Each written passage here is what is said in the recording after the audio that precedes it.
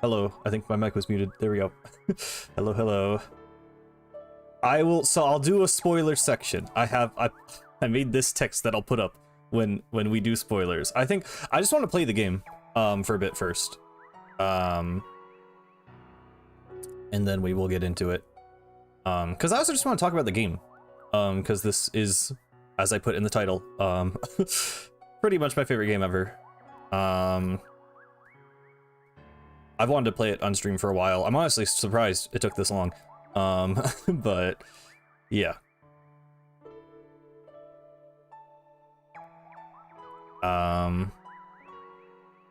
So we can get into it in a sec. I want to sit on this title. So actually, I opened up this file, which I just wanted to show. That comment, yeah, you have to like wait a second. So I just want to show how insane I am about this game. These are all 100%ed files. Like these aren't like copied. This is a thing I did with the 3D All-Stars version of the game, because I'm insane. So yeah, for anyone who doesn't know, this is basically 100%ing the game 12 times because you play as Mario and Luigi on each file. So yeah. But we will start from a new save today. Which means I have to use another Switch profile. Galaxy is my childhood game. Oh wow, that's the render that they like made the movie version of.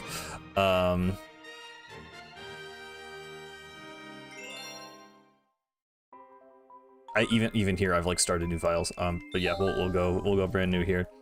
I even love, okay, let me, you know what, might as well, we're doing this stream, I'm gonna gush about everything. The way, oh, you actually can't go back from here, but like, I love the dynamic music. This is just a thing, I don't know, in like Mario Odyssey and like Breath of the Wild, I don't know why Switch games just have lame-ass title screens. But I love this one. I love, you know, obviously the planet thing, the like rotating background, and then like the way the music like builds. It's just like, the UI sounds like excited about the fact that you're playing the game. Like, listen to this. Like, I don't know. I love how much, we'll go Yoshi, why not? He's not really even the big new guy in the movie necessarily, but he was in the marketing at least. We'll go Yoshi. Yeah, I kind of want this to be like the replaying Splatoon campaign stream. I kind of just want to gush about everything. We'll take it very slow, because I normally like, you know, I do normally kind of run through the game pretty fast at this point after, you know, 100%ing it 12 times. So we will, we'll take it slow this time and read through all the text and everything. Well, I think it's the comet. It's not even the Comet Observatory. It's just like a comet. Because you can see, yeah, right there. Dude, I really want to talk about the movie, but I'll wait. I think, well, at least get into like Mega Leg, so we can get like solidly through the game, and then I'll yap about the movie, and then maybe we'll keep playing. I think we'll do it like that. But yeah. Every 100 years, a comet appears in the skies above the Mushroom Kingdom. That comet was so large one year, it filled the skies and sent countless shooting stars raining down. I always forget that Toadette is here. I didn't notice that for like a long time, because I didn't know who Toadette was as a kid. But yeah. The Toads brought the shooting stars to the castle, where they became a great power star. It should have been a very happy time for the citizens of the Mushroom Kingdom. Let me turn the music up a bit. That was the night of the Star Festival, held once every 100 years to celebrate the comet. Dear Mario, I'll be waiting for you at the castle on the night of the Star Festival. There's some Yeah. to give you from Peach. It's definitely like, I don't know how I would feel about this game if I played the other 3D Marios first. Because I've gone back now, and obviously I've played all of them. Maybe that's not obvious, but I have. And like, I know the movement is something people talk about in this game, where it's like, it's a lot more stiff and limited, but like, I do feel like the level design is like built around that. Like, I don't know. It's like, it's definitely a different style than 64 and Sunshine, but I like both, personally. All the guests are here, time to party. I don't know if I'll be doing like Toad voices. In fact, I don't think I will be, but Mario, you're the last guest to arrive. Glad you can make it. Hey, Milo. They did, okay, this is not really a spoiler. Peach is so much better in the second movie. I don't know if you're gonna watch it, but like, Peach is so much better. I love the way they did Peach in the Galaxy movie. I genuinely, they nailed it this time around, in my opinion. Yeah, going from Odyssey to Galaxy would be really weird. I can't even like imagine what that would be like. Should I watch it? I love it. I would recommend it if you're a Mario fan. If you're not a Mario fan, maybe, I don't know. But I had a fantastic time with it. Hey Mario, see this thing I have? Grab as many of them as you can. Welcome to the Mushroom Kingdom. You wanna watch the first one tonight? Okay. So I think the Galaxy movie is like way better. That might, apparently that might be a hot take. Some people, a lot of people are saying they like the first one better, but I don't know. I thought the second one was better. As a Peach fan, I think you would like the second one better, but I don't know.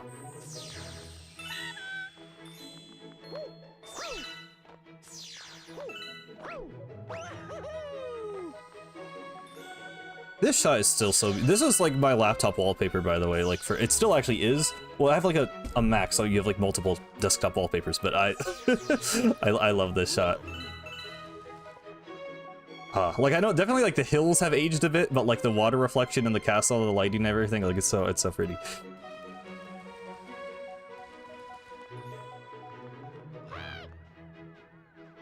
Yeah, Rosalina, again, I don't want to get too into spoilers. I'm gonna do like a big spoiler talk later in the stream. I don't hate how Rosalina was handled, to be honest. Like there could have been more of her. It's hard to talk about without getting into spoilers, because like, basically I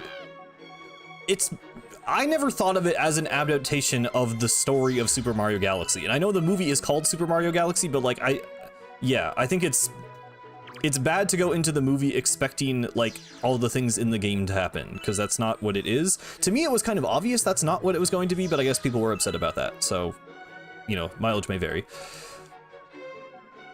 Mario movie sequel. Well, yeah, but like that's what it. I just feel like they marketed it as a Mario movie sequel with some Galaxy elements. I guess I knew that's what we were getting into. So, I don't know.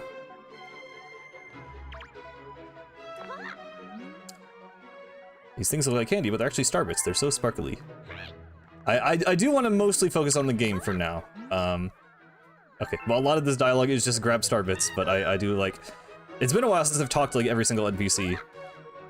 Yowza, just look at those things. Yay, Starbits. Yeah, I don't know. I guess I'm kind of... I was told to not expect it to be a Mario Galaxy going into it, so then I was actually kind of surprised by how much it was a Galaxy movie.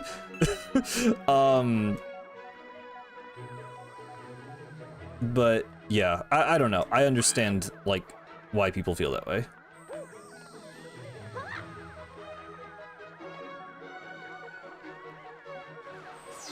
Boom. This is still like the most aura Bowser has ever had. I don't know. I like serious Bowser, because again, this is like the Bowser I grew up with. I mean, I like him in the movie, and I like the goofier side of Bowser, but I like him just being cool. And I feel like he hasn't been this cool since this cutscene, like ever. It's so tough, exactly.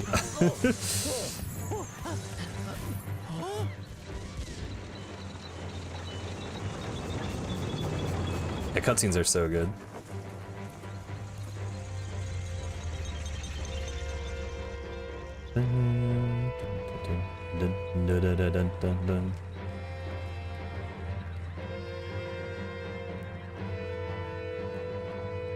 It is interesting that Peach has a Luma there, because I don't know if that's ever really strictly explained, to be honest.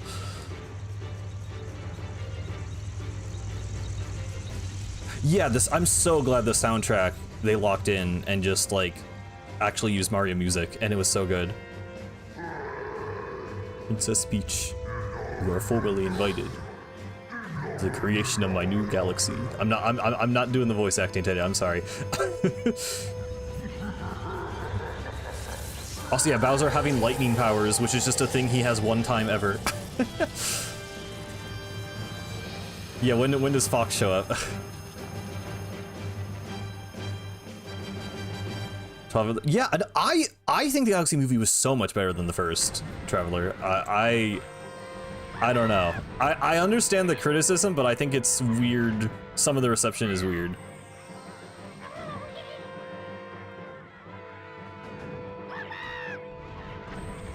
Yeah, the UFO does more in, well, yeah, I mean, minor spoiler. The UFO does more in the movie, to be honest. It is a little weird how it just disappears in the game.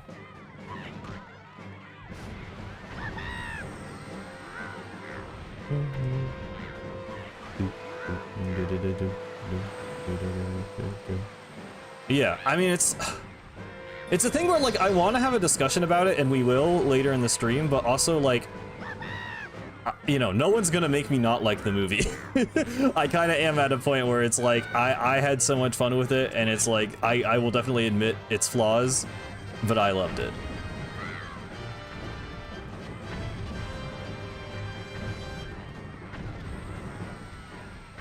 Yeah, I'm trying to not talk spoilers right now, Traveler. I was trying to save it for later in the stream, but yeah, that was that. I did not expect them to reference that of all things.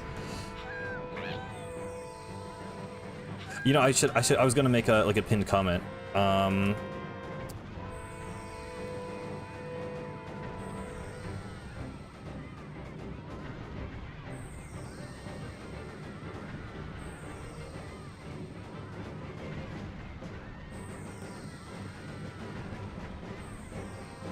Okay, I'll do this. So try to keep spoilers to a minimum for now, and then we'll get into it later.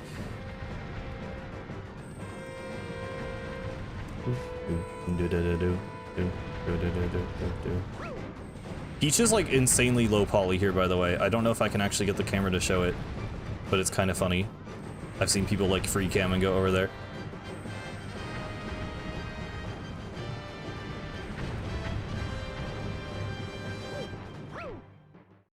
Oh, I love this cutscene too. I love how long this takes. That might be like a weird thing, but like I love how like slow and dramatic they make this part.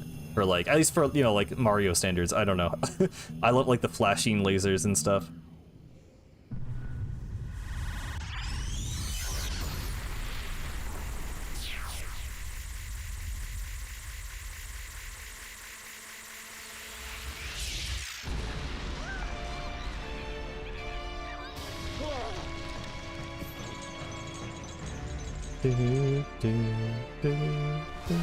Don't know how it isn't skippable. That's like a valid like game design criticism. I literally always love rewatching this cutscene still this many years later, so I can't say it bothers me, but that's fair.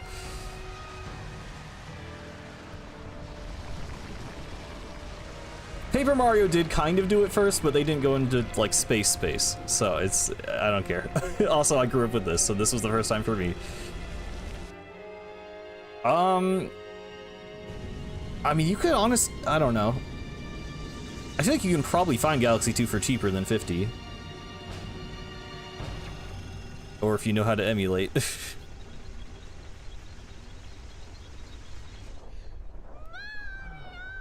Yeah, the finale...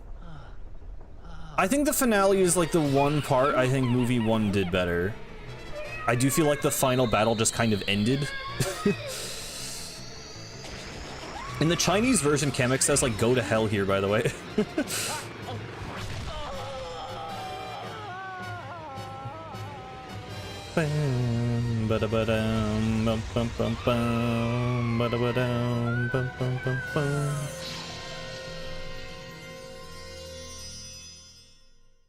It is funny that they pull it into space just to teleport it away.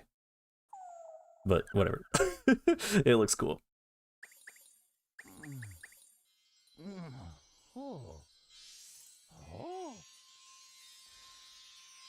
Dude, okay, so this...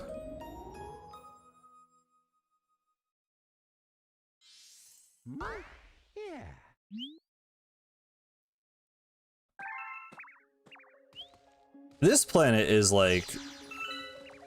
is so special to me. Like, it's hard to express. Like, this song... and just like the vibe and aesthetic of everything here, like I love I love this area so much. The quiet... Okay, people... I know people meme on that video a little bit. I love the quiet sadness of Mario Galaxy. I love that video. Jacob Geller gets it. And just like, even just like the, like, having the atmosphere just be like, you know, wrapping around, like, to give it like this blue glow.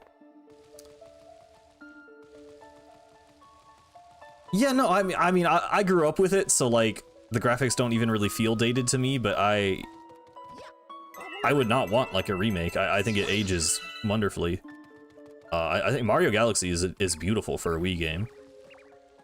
I love like this grass texture. That's like such a specific thing to be in like Odyssey. They just use this like realistic picture of grass, but then it's just like pasted to like a flat piece of geometry. Like I think it looks so much better to do like a kind of stylized cartoony look for the grass like this. Like I think this looks better than Mario Odyssey grass. And yes, I'm talking about grass graphics, but that's the kind of thing you should expect on this stream today. We're getting we're taking things slow, okay? But yeah, I love this aesthetic for Mario. I really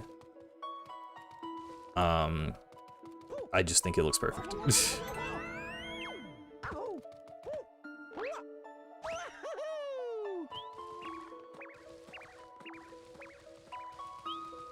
Yeah, I mean, Odyssey's art direction is weird because it's like, it's intentionally inconsistent. Like the point of Odyssey, it's like, oh, it's you're going on this globe-trotting adventure to all of these different, you know, kingdoms that are supposed to feel foreign and strange. So you have like a realistic city, but then you also have like a cartoony jungle, and then you have like a polygonal food place. It's like, and it's like a cool idea, but in execution, I kind of don't like that. Like I wish it was more consistent in the way it looked. I think it's a little strange. It feels like a tennis ball, yeah. Let's play hide and seek. If you catch all of us, we'll tell you about where you are. Yeah, I mean, I haven't watched the video in a while. I don't know. I don't remember it bothering me. I always like to catch the apricot Luma last. I don't know why. That's just always a thing I did as a kid. They tell you I should have hidden the crater, but then I go to the pipe and get the one in the pipe first. I don't know why. It's just a thing I've always done.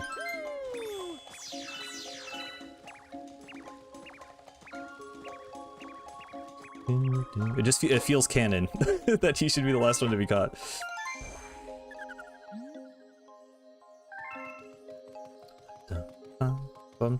I also, I'll say this now because this was pretty, you know, they showed this in the marketing, but I do like the way the movie interpreted Gateway Galaxy. It's very different.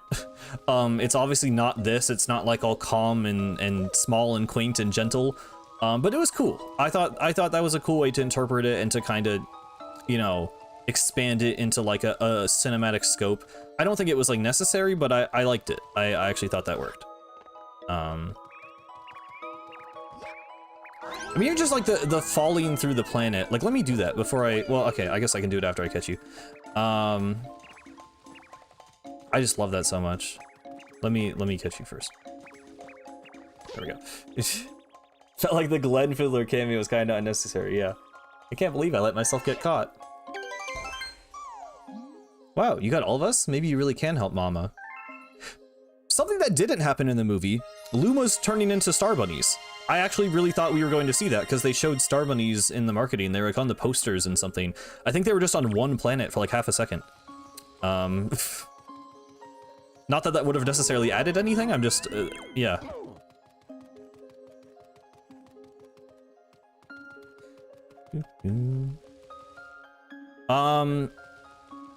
Well, I didn't know if that was specifically supposed to be Gateway because it had crystals on it, right?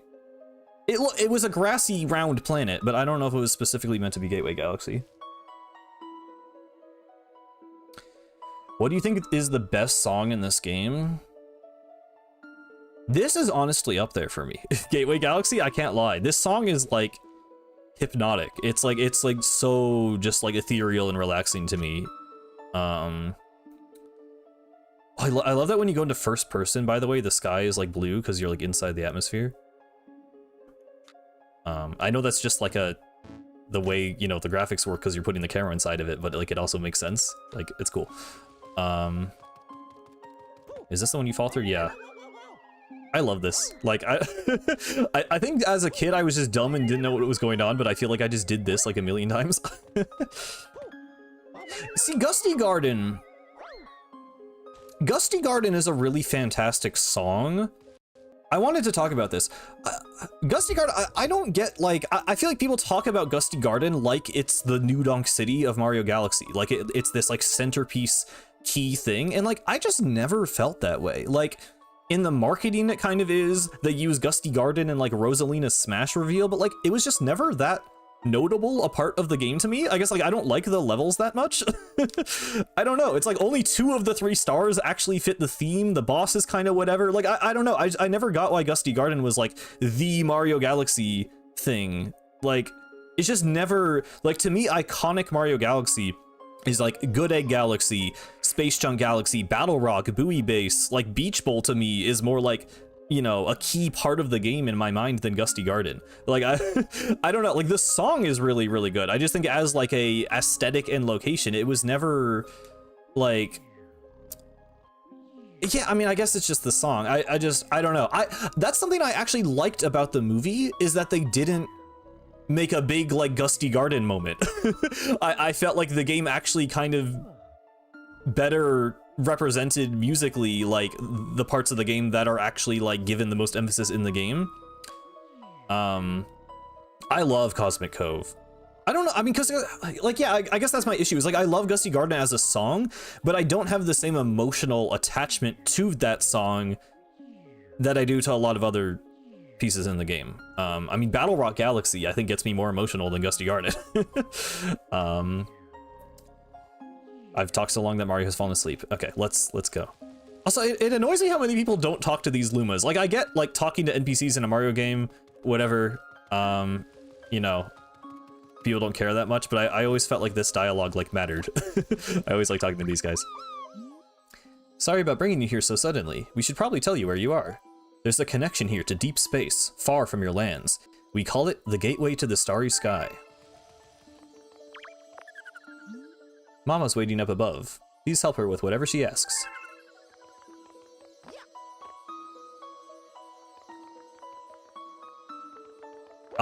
Yes, I mean, my channel logo is literally just the Mario Galaxy logo, for anyone who hasn't noticed, and the way it flashes in the screen in my intro is like, yeah, it's just Mario Galaxy. The Cosmic...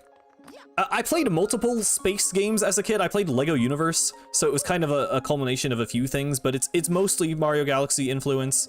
And the idea of, you know, a cosmic cloud is like a nebula, like a cloud of space dust. I just think nebulas are cool, and like in Galaxy specifically, there's not really one in the skybox, but there's lots of cool nebulas in the background that I like looking at. Lego Universe mentioned. I'm surprised to see someone who actually knows what it is. But yes. I love Lego Universe. Taken too soon, yeah, for real. I do really love the skybox. I think this is the same one from the observatory, so I'll get a better look at it there, but yeah. Yep, the Rosalina intro.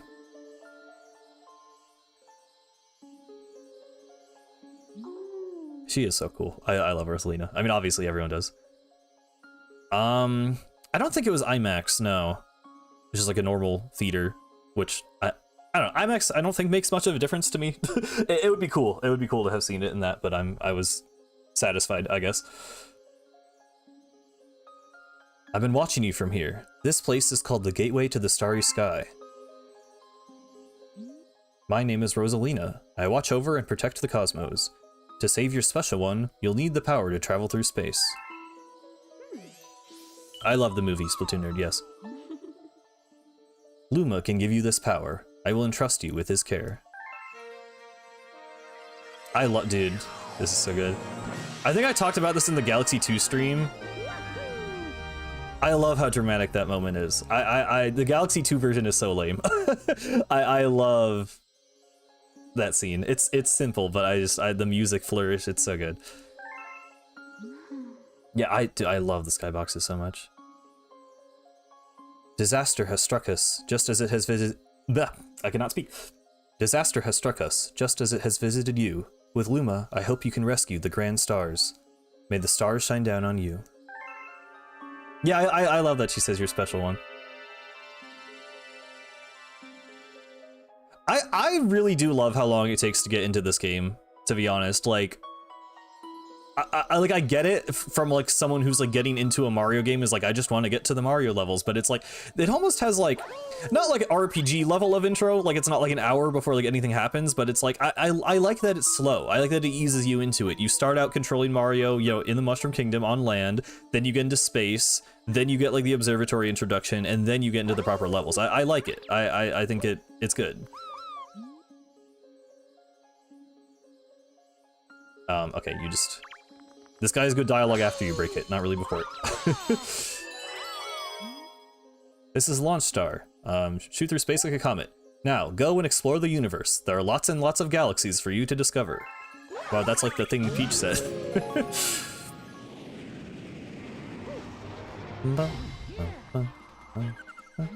Hi there, good to see you. I have some bad news though. See, I had a Launch Star already for you, but a meteor smashed it up. Can't leave without it, so find all the star chips to fix it. Oh, and be sure not to fall in the black hole. Dude, okay, another thing, not a spoiler. Every single planet, like for people who don't know, every single like background element in every space scene in the movie was like an actual Mario Galaxy level. Like there were so many just random one-off planets in the background that barely, like, they didn't matter at all to the movie, but it was like just, you were seeing like Mario levels in the background, and I love that. Have you played 3D? So I don't like 3D Land that much. 3D Land is actually, I'd easily say that's my least favorite 3D Mario. It's like, it's a fine game. It's cool on a handheld. I played it sort of after the fact. I think maybe if I played it at the time and it was like the novelty of having like a 3D Mario experience on a handheld, maybe I would have been more like enamored with it, but I think it's kind of boring. I just, it's really repetitive. A lot of the levels just feel like the same thing. I love 3D World, but I don't know, I could never really, I mean, I can't say I couldn't get into 3D Land because I beat it, but I never replayed it. I don't know, that's the only one I haven't replayed. Yeah, I mean 64 DS, but a new 3D Mario. I don't know. I think it's cool and like of its time, but I don't really like it that much. One of these enemies should have the key.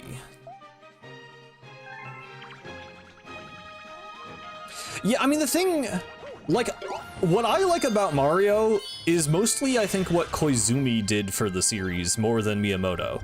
I really think Koizumi, like, Nintendo fans know him, but, like, I think his name should be more recognized. Like, he is, like, the guy who has been the head of the Mario games, like, since Sunshine, basically. More so than Miyamoto. Miyamoto's the creator, but Miyamoto hasn't directed a game since 64. Like, Koizumi is my goat. Even in Odyssey, I feel like it's, you know, it's his work that makes me love the game. Thanks, would you mind rescuing my buddy up there in that base up too? I read that sentence totally wrong. I'll transform into Slingstar. Just jump into me after I transform. Hello, Millaru, I'm doing very good. Yeah, 3D World movement, I think, is really underrated.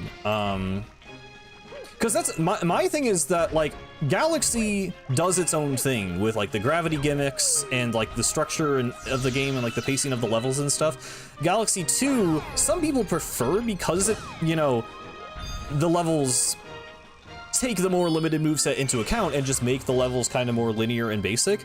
But to me, I just think 3D World is a perfection, is the perfected formula of what Galaxy 2 was trying to do. Where to me, Galaxy 1 still stands out in its own ways. So like I like Galaxy and 3D World more than Galaxy 2.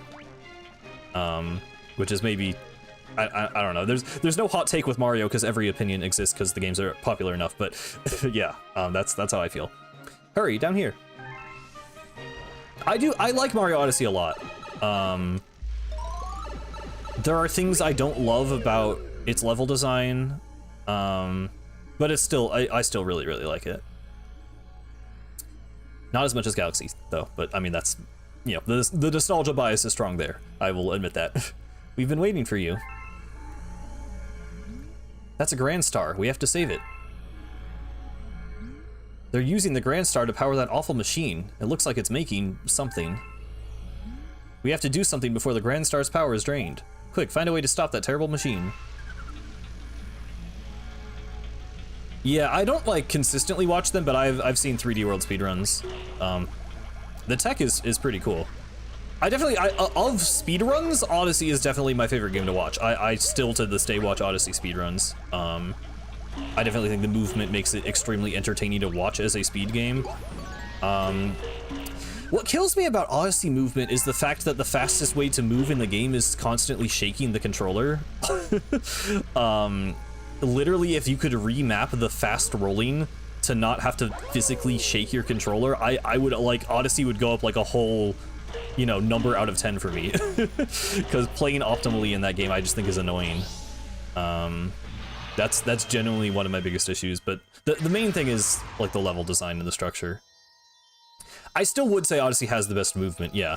But it's also like it depends what the game is trying to do. Like I think with Galaxy, Mario's core moveset is more restricted, but then the elements of the level design, like the spherical planets and things like pole stars, like, or the flowers or the power-ups are the things that enhance the moveset and add variety. So like, I definitely get why people like Odyssey more, but I also think Galaxy just does it in its own way.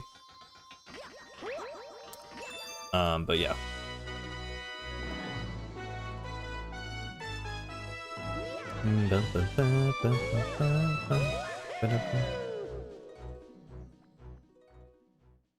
I love these scenes. I mean, I love every part of this game, but returning to the observatory, I love that, like, you know, I like that it takes its time.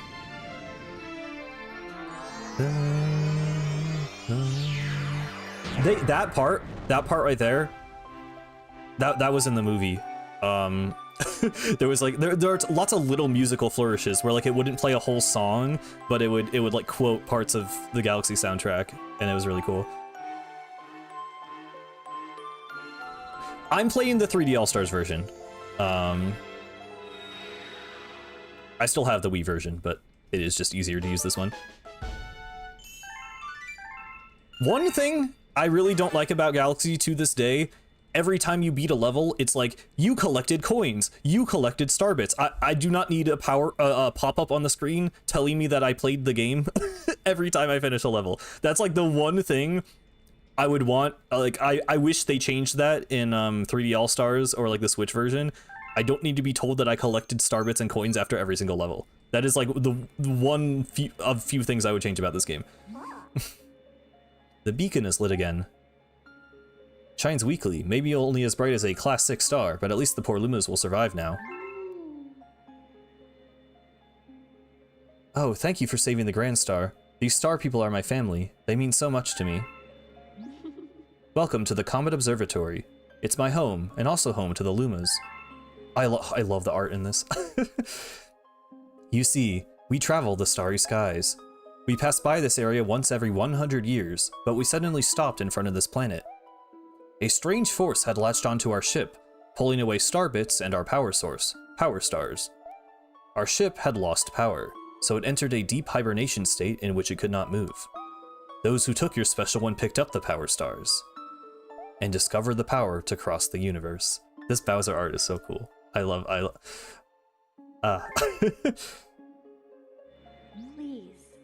Please, I have a request. This observatory uses star power to project images of the galaxies that are scattered across space. And there's a chance we can use our few remaining stars to look for other power stars. These round rooms are called domes. We observe galaxies from domes such as these. But the only one that is working now, powered by the star power you restored, is this one, the terrace. Please go to the terrace and try to recover the power stars from the galaxies you can see from there. If we do that, we'll be able to restore the Comet Observatory's ability to fly like a starship. Then perhaps we can pursue the thieves who ran off with the power stars. I like that shot of Mario. It's kind of derpy, but I like it. You took 200 breaths during this level, yeah. I should have bought the physical storybook. I don't know why I didn't. It kind of just slipped my mind, to be honest, and then it was sold out. I kind of regret not getting it. But yeah. Brie Larson as Rosalina, by the way, was really good. I mean, like, she sounded like fine in the footage they had shown ahead of time, but like, she did nail it. I mean, her voice just kind of naturally sounds close enough to like Rosalina that, like, you know, it's not like it was like crazy voice talent, like she was just reading the lines, but like it was good. It was a good fit. I like that. I always loved this little area to the right that's just kind of pointless. Or I mean, you can hop on these. Dude, as a kid, I spent so much time just like doing this. I don't know why. Like, I don't know if I was doing it for fun or if I was like lost, but I swear like so many of my earliest memories of Mario Galaxy are like being under the kitchen on these things. Like, I don't know why. Oh, there's a 1-up. Does the 1-up not appear here yet? I think I probably knew that and forgot at some point, but yeah, there's a 1-up that appears here later. I've seen the new, I don't really like the new storybook pages. I don't think they ruin anything. I just don't think they really add anything. I like the original ending of the story better. I like the original final chapter. So for me, this is the definitive version of Mario Galaxy. You didn't get, I'm just like not a huge, I wish I was like a physical media and merchandise guy. But I don't know. I don't own like, I have a decent amount of amiibos at this point, but that's over like, you know, years and years of only buying like 1 or 2 at a time. And besides that, like I have posters. I just don't have a lot of merch. I don't know, like as long as I have a copy of Mario Galaxy where I can view the book digitally, I guess that's kind of all I really need. It would be a cool novelty to have the book, but I don't know. I just didn't get it in time. It's still available for you. I mean, if it comes back in stock, I'll get it. I just when I did decide to look it up, it was sold out for me. I love the skybox so much. Like it's just so. I really love the unpowered observatory, by the way. Like, I don't know. Like this state of the game is just always nostalgic to me. Because for a long time, I completed the game and then I just replayed levels on my completed save. Oh yeah, I can feed them. But it's just so nostalgic to me seeing it, like the powered down state of it. That was another thing I did is I remember just walking around the like parts you're not supposed to go to. Because this is something like no one ever does anymore. Like I don't know. It obviously because there's no reason to do it, but it's just interesting to me to see it unpowered. I don't know. I can't really explain it. I don't think that's a hot take, Dark Galaxy. I think that's a common thing with Galaxy 2 is like it sort of loses the deep space aesthetic and just uses like blue skies too much. Although I feel like someone came in my chat and was like statistically Galaxy 1 actually uses the blue skies more. I don't know, but Galaxy 2 also just has weird like abstract skyboxes that don't really look like anything that I don't actually really love, because like they're not like the surreal Galaxy 1 skyboxes. It just feels like a video game level. I also love that this music plays here until you know, actually play a level.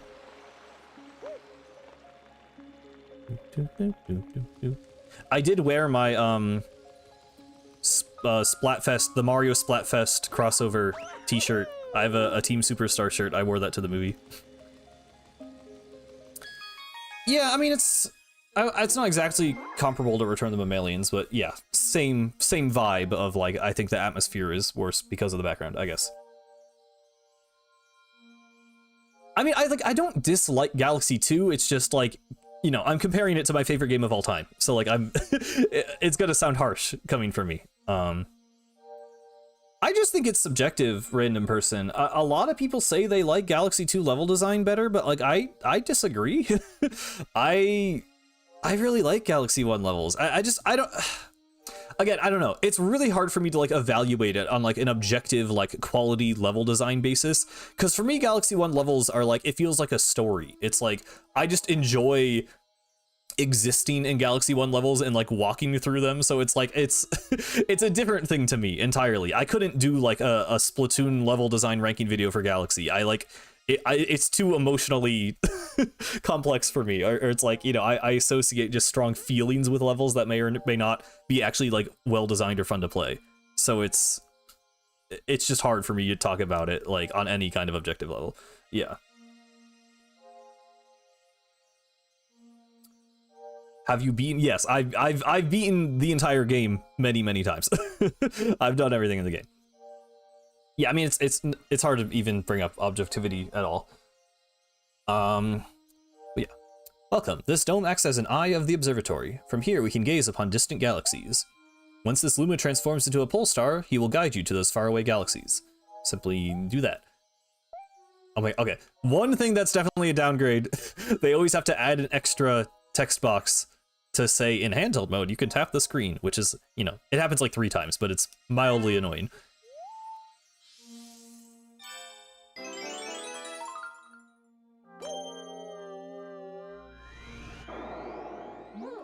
These are the galaxies that can be observed from this dome.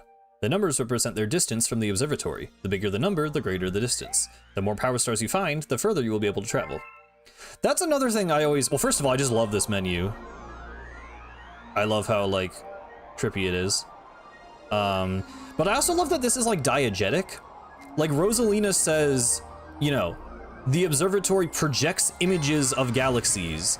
So, like, these little dioramas that they've been doing, you know, they use a similar thing in Galaxy 2, in 3D Land and 3D World, where they have this like little diorama of the level, but like this is canon. This is diegetic in Galaxy. It's they're projecting an image of the galaxy that you're able to observe from the Comet Observatory. It's like, it's a small thing, but I always thought it was really cool. It's like, this is genuinely like Mario navigating this menu, I guess. I've never been a Lubba hater. What do you mean? I know you're joking, but me specifically, I feel like I defend him. I don't know. I wasn't expecting Lubba. Yes, it's undeniable. We're detecting power star energy patterns in the nearest galaxy. But I must warn you that the evil energy readings are off the charts. Please be careful.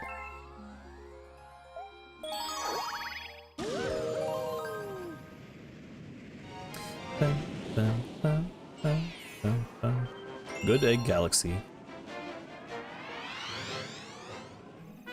I will say, I always feel like it should have been called Bad Egg Galaxy. Because, like, a bad egg, like, you break open the egg and there's a boss inside. Why is it called Good Egg Galaxy? It's not a good egg.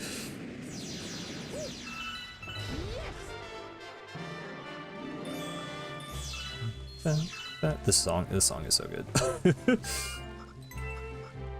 Did it take us 40 minutes? Oh my god, yeah. I don't know. I mean, would you guys like multiple streams of this? I'm down to beat the game. And there's not really any Splatoon stuff happening right now, but I don't know.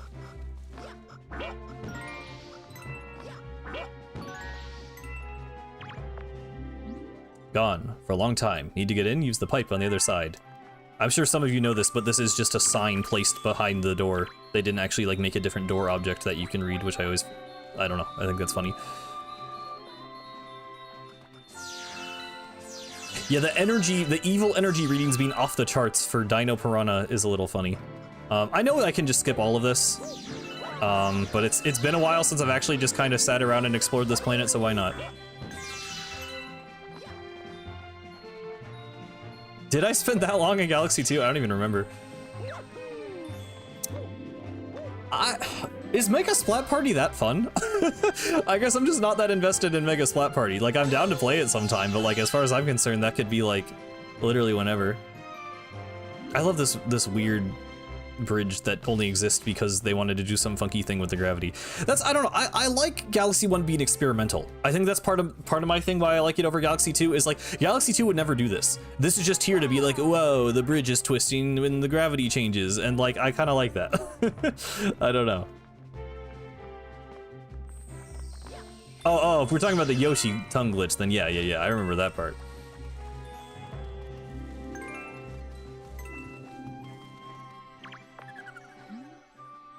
Okay, you are just a tutorial.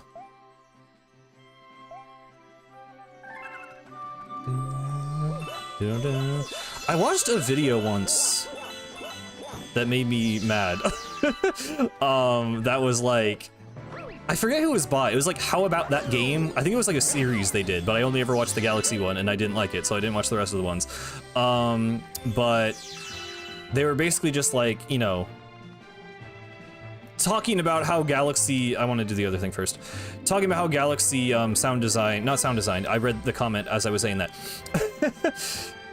Galaxy level design, how it could have been different, how it could have been like better in their opinion, but they were just talking about like making it a different game. Like they weren't describing Galaxy but better, they were describing Mario 64 too. I don't know, like some people talked about like, oh, a Galaxy sequel where it's like you can fly freely through space to go to the different planets, and it's like, that's not Mario Galaxy anymore. Like Mario Galaxy lives or dies on its linear level design, in my opinion. Like it could have the aesthetics of Galaxy, but it wouldn't be Galaxy. Well, also, okay, the point they brought up that I really disliked is like, Good Egg Galaxy starts on this planet, and then like Mario 64 or Sunshine, each star, you start on the same planet, but take a different route and explore the planet to like get to a different level effectively. So it's like, you know, the same kind of like open-ended course design where you just explore freely. And then they're like, and then no other level in the game does that. And like, that's a lie. Like several other levels in the game literally do that. But also I never felt like that was a strength of Galaxy anyway. Like I feel like that's normally like, it's like fine when it does that, but like, I don't know, it's just a weird thing, I think, to want Galaxy to do more.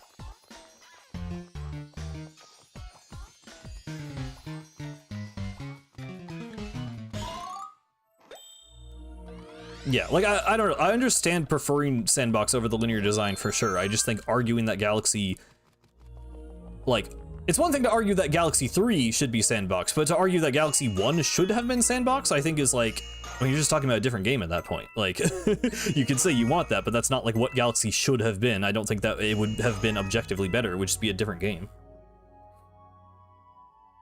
What are these house in the void pipe level things? I don't know. I like that you're just in the void. The music track is just called Pipe Interior. So, that's, I don't know. I like them though, they're weird.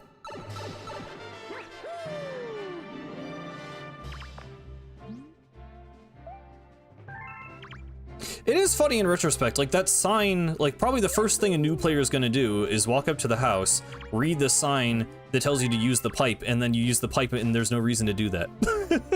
I guess maybe it's for the second level when there's a launch star on top. But I don't know. I also always liked that it was like the normal bridge or the evil bridge.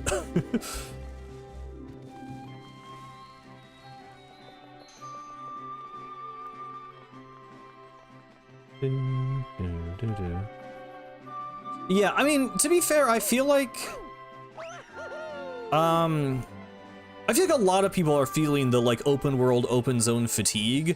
I think it's just a case of like games take so long to develop now that like the kind of criticism and like the zeitgeist of gamers who want more linear games, like, I don't know. I mean, maybe it is a thing of like it's more kind of niche than I'm realizing, and most people actually will buy an open world game. But I also think it's just a thing of like devs haven't had time to react to people not wanting open world games anymore because enough time hasn't passed where they still started making open world games when it was the trend. I don't know. But it is, yeah, it is the reason like indie games are something that are really great to get into right now. Because a lot of them are able to kind of scratch that itch. My friends are ahead, hurry.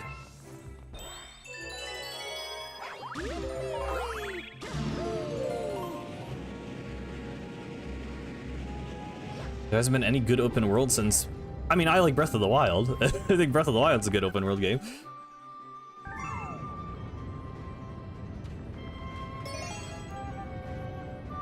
Oh yeah, I mean, I love Bowser's Fury. I could do a whole 3D Mario game stream series, to be honest. Like, I'd be down to replay 64 and Sunshine and everything.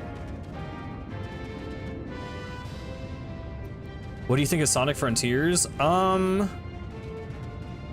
I'm excited for the next one. I liked Shadow Generations, and I'm excited for what they can do with like Sonic Frontiers with an actual like budget and scope and time. I think the game Sonic Frontiers is very flawed, but I respect the vision. I don't like the art direction. I definitely do not like the art direction.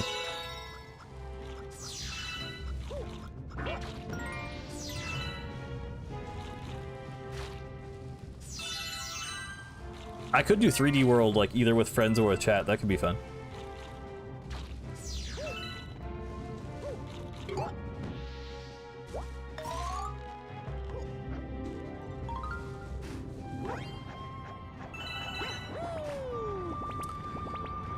Yeah, I don't know. I don't have strong feelings about the Cocos. I mean, my thing with Frontiers is I just think the platforming is bad. I feel like I've said that exact word on stream. I've definitely said it before somewhere. I think Sonic Frontiers is a 3D platformer with bad platforming. So I like the concept, but if they have to make the game good, and then I'll like the game. That's pretty much what it comes down to. I like having movement in an open zone is not enough for a video game, in my opinion. You need to actually have level design that's like fun and memorable and like, you know, develops upon itself.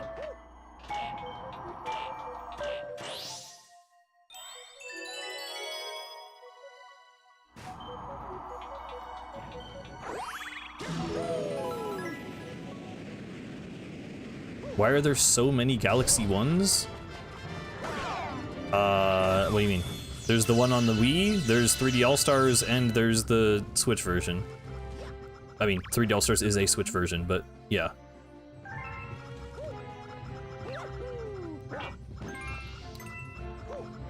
Yeah, I mean, I never replayed Cyberspace. I played the Final Horizon DLC up until the, like, boss rush challenge, and then I did not beat that. Because I did not want to put myself through that any longer. How many hours do you estimate you spent playing this game? I mean, thousands, easily. I don't know, it's hard to say, because it's like, I've played it so much, but it isn't really something you grind the way you do, like, Splatoon. It has to be at least 2,000. Because, I mean, I've played it since I was a kid. But, like, when you're a kid, you don't actually play games, you know. I lived in the era before iPad babies, so, like, I was forced to go outside and stuff. Like, I couldn't just actually sit and play video games all day. I mean, my parents didn't, like, put that many restrictions on me, to be honest. But I don't know, and there was a while there where I wasn't, like, you know, it wasn't my nostalgic game yet. It was just a game I had played, so, like, I was playing, like, Xbox 360 and stuff, and the Wii U even, and not necessarily going back to Galaxy all the time. And then when this version came out, I kind of started just playing it, like, consistently, you know, at least once a year, realistically, probably multiple times a year. Thousands of hours is kind of wild for Mario? I mean, not really. Not if you grow up with a 3D Mario. I mean, do you know how much time people spend on Mario 64?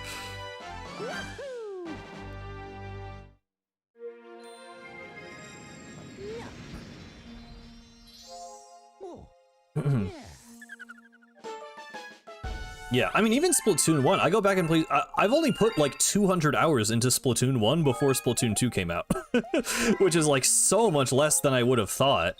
What's it before? Like, I was like always like thinking about it.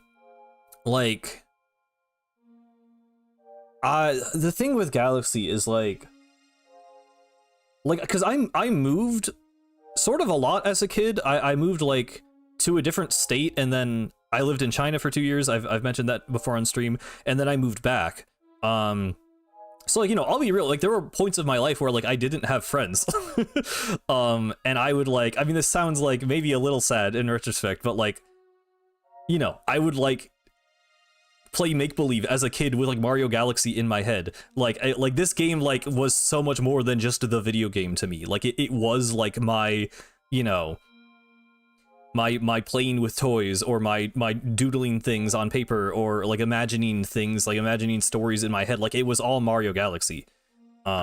Which is, I think, is a big reason why I loved the movie so much.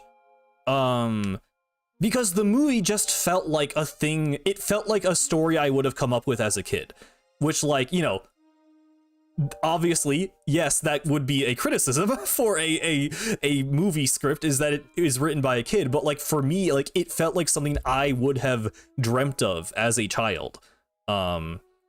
Which, like, I think that's why it works so well for me. Is because, like, it genuinely just felt like some, like, fan fiction thing that I would have made.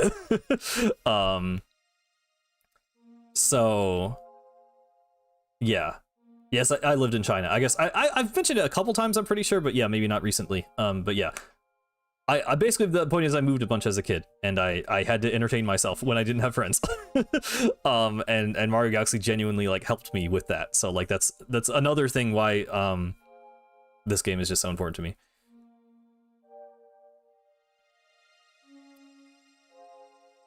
I mean, it was a while ago, Pupa. I definitely ate the food. I've always been kind of a picky eater, especially as a kid, so unfortunately I don't think I was, like, super cultured. But, you know, I tried things like dumplings, and, like, I love hot pot, actually. I'm sure there's some other stuff I'm blanking on. But yeah, I mean, it was cool. I mean, I don't know, like, it was, I'm glad. I do feel overall, like, more cultured for having lived in a different country at that point in my life. Like, I'm glad it happened, because I feel like it, I don't know, just, like, expanded my worldview a bit. And it was, you know, we went to a bunch of places, you know, obviously went to, like, the Great Wall of China, and we, you know, I've been to Shanghai, I've been to Chengdu. Where's the place? Where are the soldiers? I'm blanking on the terracotta soldiers. But I saw a lot of parts of China, and it was cool, and it was a cool experience, yeah. But I also was very happy to return to the States. Right.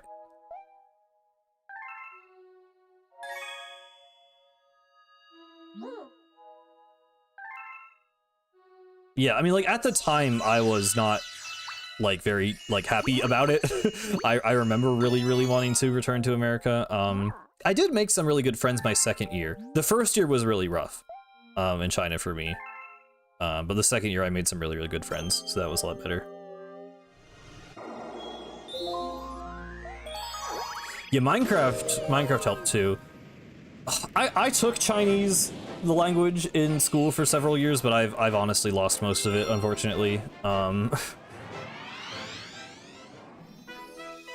I know a couple things, but I mean, my pronunciation, I'm sure, is horrible at this point. I don't really know it, unfortunately, anymore. There's still, like, some characters I recognize and stuff.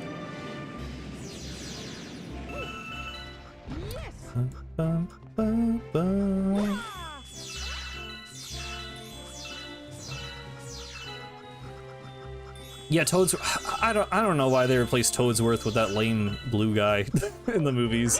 Like, it's not a big deal, but, like, he just literally is Toadsworth. I don't know why they didn't just make him Toadsworth.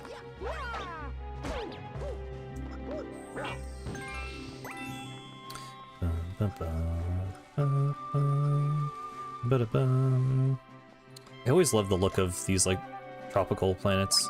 Why can I not? There we go.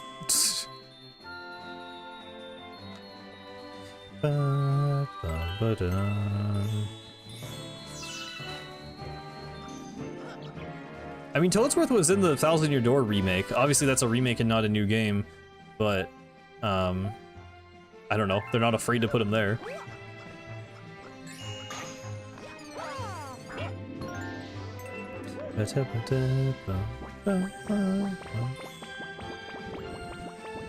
What's weird? I was playing I forget which not Paper Mario.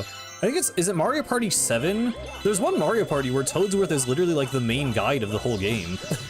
Like, he is, like, the character that's, like, in charge of the party. So it's like, it is really weird to, like, just kind of delete him.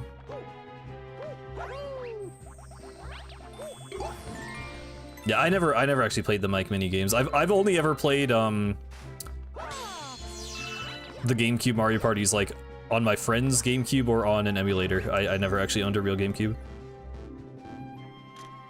I love, by the way, that you can just see... I think I pointed this out in the Galaxy 2 stream, But like when you go inside a pipe in Galaxy, it doesn't actually like load in a new like map, it just teleports you somewhere really far in the distance. I think this was less obvious on the Wii, but at least on the Switch version, you can literally just see the pipe interior area over here in the distance. You just get teleported over there and the skybox changes.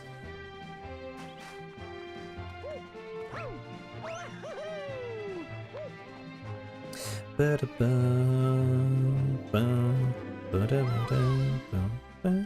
was talking about Deltarune, Mike, not quite. I've got a hungry friend up ahead. You don't mind sharing your snacks, do you? No hungry Luma in the movie. I guess we probably didn't need that. I probably actually don't want an Illumination, like, gag about a Luma being fed a bunch of food and getting really fat. That's probably actually for the best. But yeah, no hungry Lumas.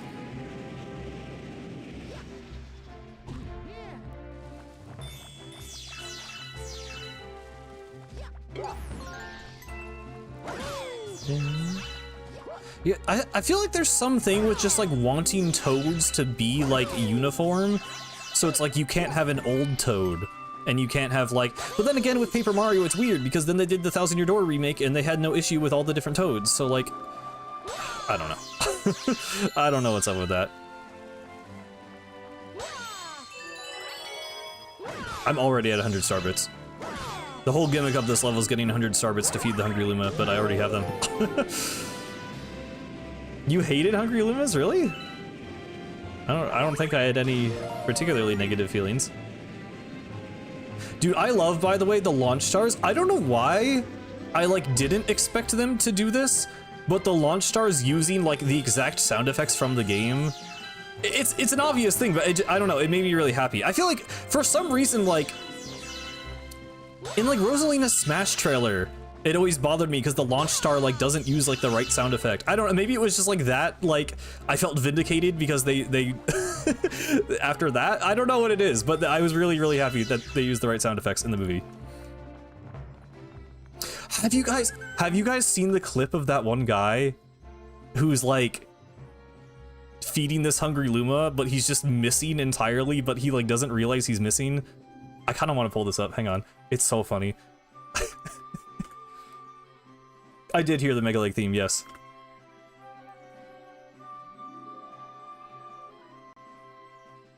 I know I have it bookmarked because someone like reposted it recently. Hang on.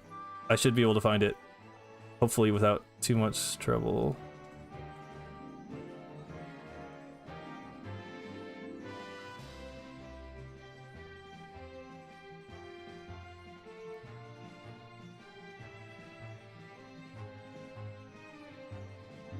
What is that? Oh, I forgot about that. Sorry. We're listening to good music, so it's fine.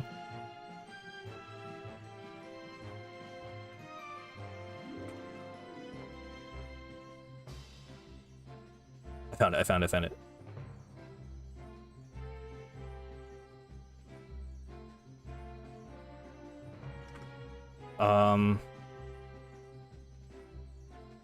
How do I...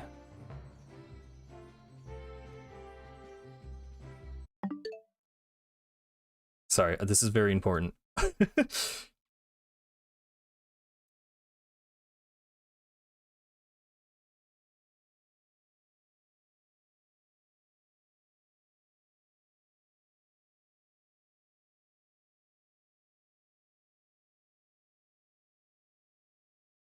Do I have desktop audio?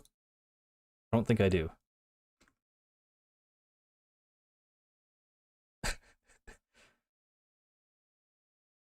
Sorry if this sounds terrible. This is a very important clip to show.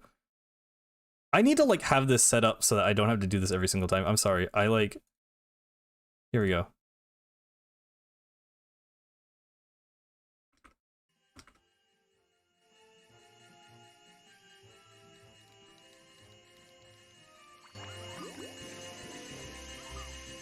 Good lord, this thing is a glutton.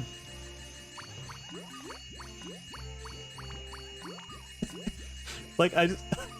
There you go.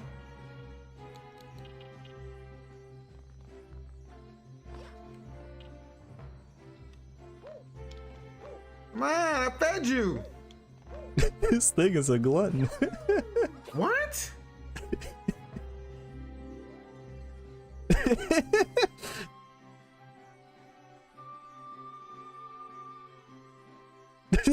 Reaction when he reads the chat.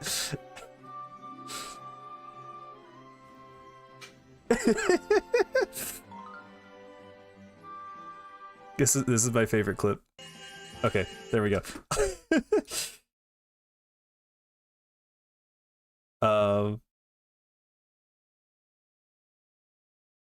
There we go. Okay.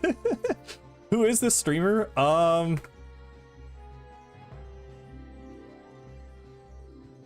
EE? They're at EEVISU on Twitter.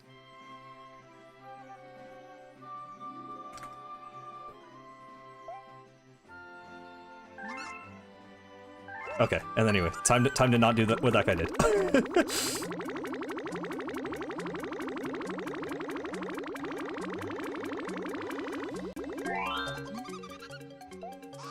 Transform.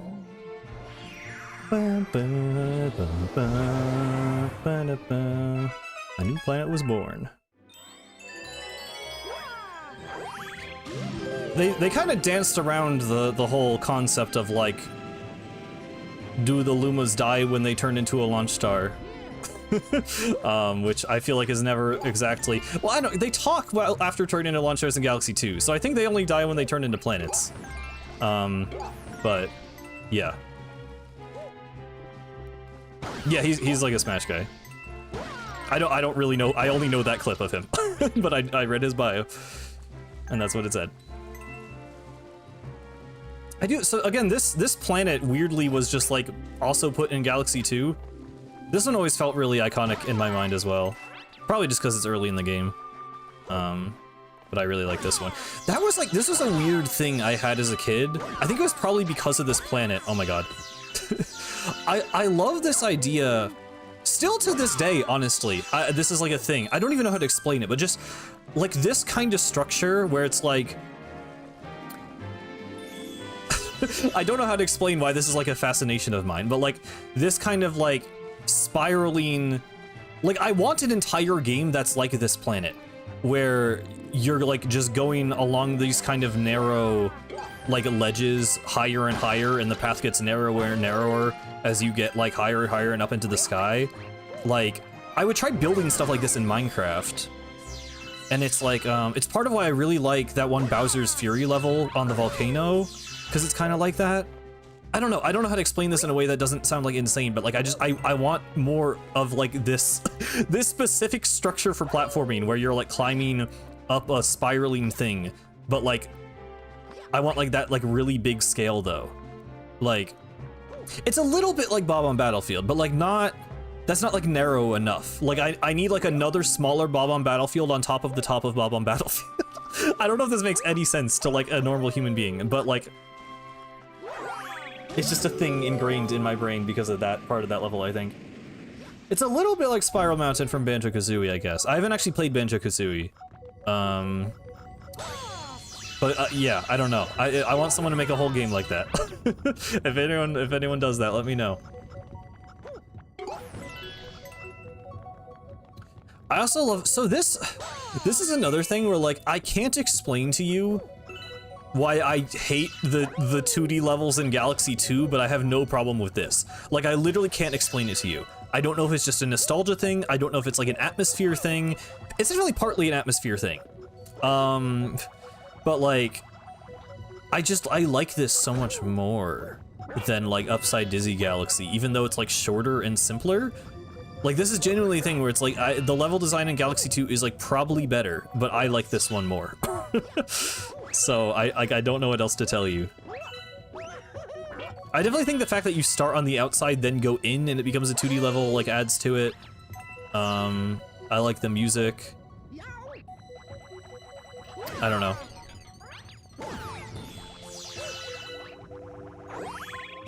I'm like smashing out. There's so many things where you like smash into things or out of things with the launch stars.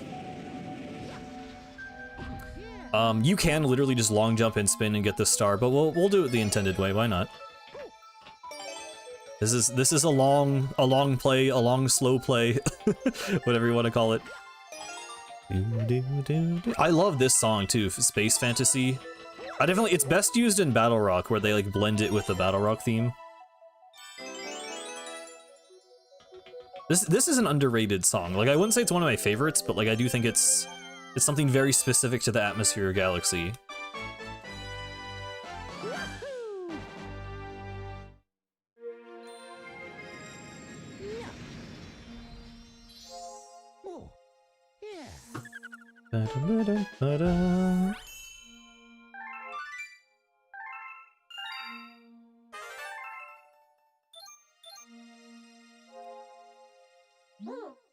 Well done, brave explorer. You discovered a new galaxy. Collecting power stars will expand our range of vision, perhaps to eventually include the enemy base. Hello, Numster. Happy Galaxy Week. I like that. Really quick, I do just want to go out and like, yeah, just experience Rosalina in the Observatory version 1. I'm pretty sure this still plays after you beat the terrace, but yeah, I just like it. I don't know if I have anything profound to say about it. I always like that you can go here also. Like, I mean, that's my thing when people say that like this hub is like more limited than other Mario hubs, or like the movement is worse. Like, I spent so much time as a kid messing around doing stuff like this that like it doesn't even feel that way to me, because I just, you know, there's so many nooks and crannies you can explore if you're determined enough, basically. I've heard that a lot of people are attracted to Fox McCloud. That's like the two things people are talking about on Twitter about the movie, is like people liked it, people didn't like it, and everyone really wants Fox for some reason. Glad to hear that she liked the movie though. Again, I loved it. I liked Fox too. I really had no issue with Fox being there. I thought he was cool. Low-key me included. I mean, I don't blame people. I don't really see the vision personally. I'm not attracted to furries or men, but you know, all the power to them. I respect it. I do. His design is definitely cool. He invented furries. Okay, I see. I did not know the history of that, but I've been learning more about it through his appearance in the movie. So you know, you learn something new. I'll read the sign. Garage, your one-stop shop for intergalactic starship repairs. Is that where the realization beam comes from? I did not know that.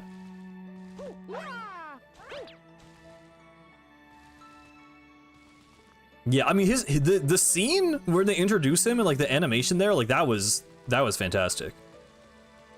Again, I'm trying to not get too into spoilers yet. I was gonna do it when we beat Mega Leg. I thought that would happen a lot sooner.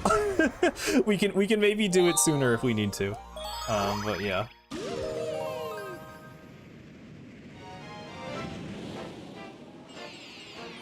Yeah, I mean that's what's so funny is like it's especially funny with Chris Pratt as Mario, where like I don't want to say he doesn't care, but I do get the vibe from all like the interviews and everything. Like he seems a lot less invested, especially compared to like Brie Larson or whatever. And then you have Childish Gambino, who's like, guys, I really want to be Yoshi. And like, yeah, Glenn Powell, who just comes in like, hey, I want to be Fox McCloud. It's like, I don't know why there are celebrities who just really badly want to be Nintendo characters, but you know, that's cool. Like, I'd rather have people who are enthusiastic about it. Like,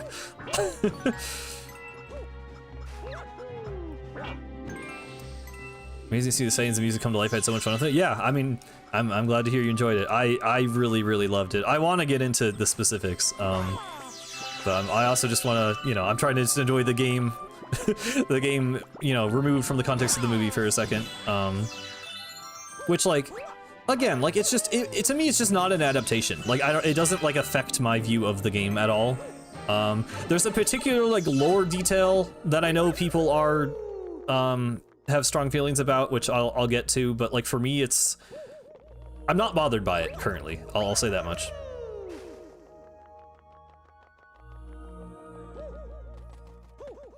Yeah, dude, everyone doing the like music edits of the Yoshi scene is so good.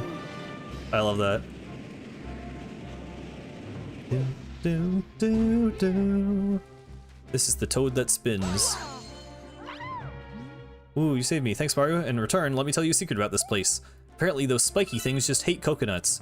Smack them with the coconut. He always, you know, I think most people would grow a hatred for coconuts if getting smacked by a coconut made them disintegrate. I always thought the dialogue was a bit strange. I don't think they hate the coconuts. I think they hate dying. Mario movie with the setting of Galaxy, not a Galaxy movie. Yeah, and like, I don't know. I guess I just don't know what people were expecting. Like that's just exactly what I thought it would be. So I was perfectly okay with that. Not that you're even saying it in a good or a bad way, but you know, some people are saying it in a bad way. And I really had no issue. Yeah. I mean, I'd say just form your own opinion. Like, you know, I know not everyone wants to spend the money on it, which is fair. But I had an extremely good time.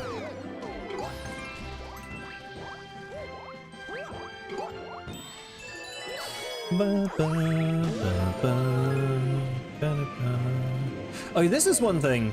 I'll do this. I'll do this for the sake of talking about it.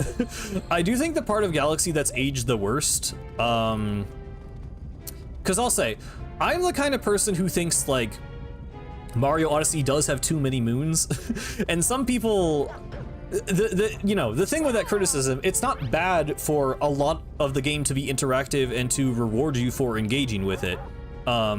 It just, you know, it sort of feels like it devalues a moon that you get after like a difficult platforming section if you can also get one for like walking 2 feet and ground pounding the ground. But I do think Galaxy has places like this, these bonus rooms, that really could use a better reward. I don't know if it needed to be like a star, but this is like the one thing I do think like modern Mario has over Galaxy is, no one cares about bonus rooms. Like, even like in like the 2D Mario games, you get rooms that just like have a bunch of coins in them, and it's like, it feels very much like a product of like the arcade era, where it's like getting coins to get lives was like an important part. Like that was a big reward because it's like, oh, now I can keep playing the game. I have a better chance of actually getting to the end of the game because I can get more lives. But like, you know, in a game like this where lives literally don't matter, just rooms full of star bits and coins like are kind of whatever. Oh, this planet, this is the planet that every modded Galaxy level tries to replicate. People love this aesthetic of the blocks in the grassy hill on the planet. I don't know why. This is just like a thing. If you look at like any Galaxy mod, they will put giant blocks embedded into the ground in the grass. Like, everyone does that. I don't know why. His only comment was that the finished dub was surprisingly good. Oh god. I don't know what I'm doing right now.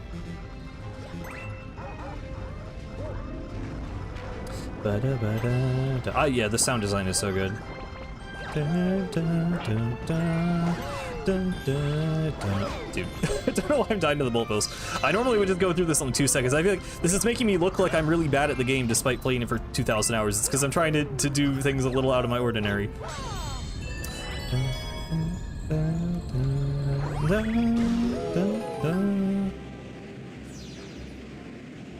It's kind of 3D World-esque. I feel like the thing that makes it more Galaxy is that it feels more like organic, like them being rotated at odd angles. If it was 3D World, I feel like the blocks would just be like perfectly on a grid.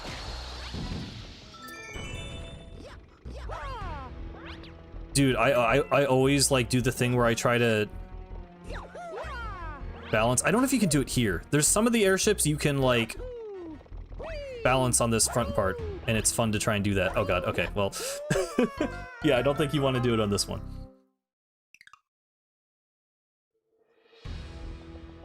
I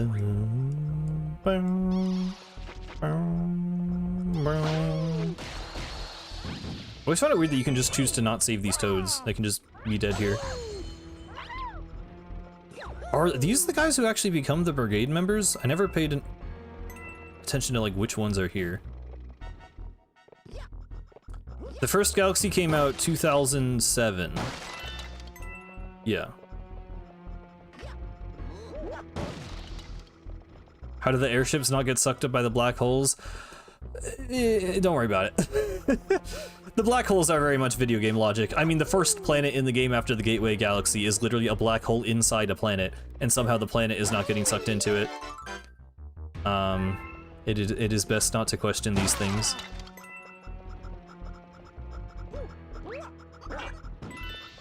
I mean, even the concept of an airship in a vacuum where there is not air is obviously a little questionable.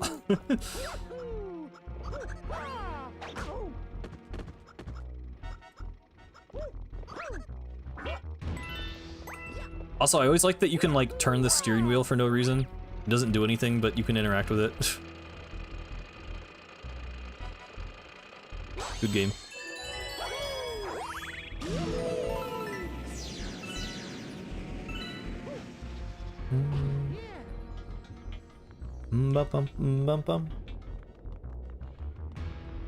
I think there was a King Caliente Easter egg in the movie. I'm pretty sure he was in like an image or something.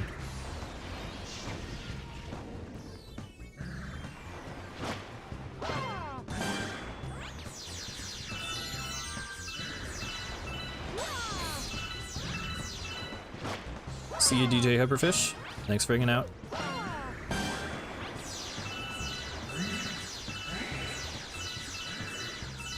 You saw Galaxy in a woodland town? Interesting.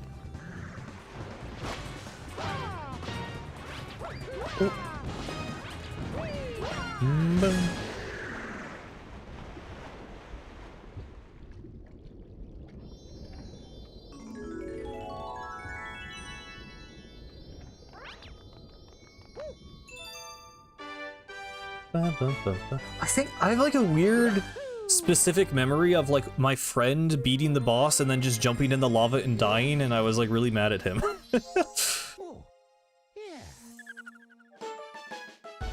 I just have so many random memories with this game. I first saw it at a friend's house. I remember seeing the intro cutscene like on their TV. I think it was also like my family still just had a CRT, but they had like a flat screen TV. So going over there, it was like, you know, as a kid, I was like, just like blown away by it. Like seeing Mario Galaxy and seeing like it on like a big screen. That's so weird to think about.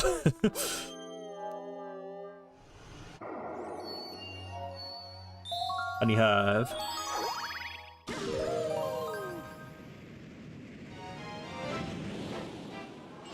Yeah, well, I mean, it wasn't even my favorite game yet, or like, I wasn't like particularly good at it. It was like it was a pretty early memory.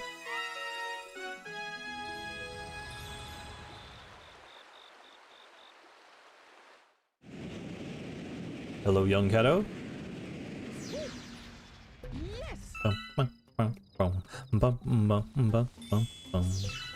We do love Honey Hive.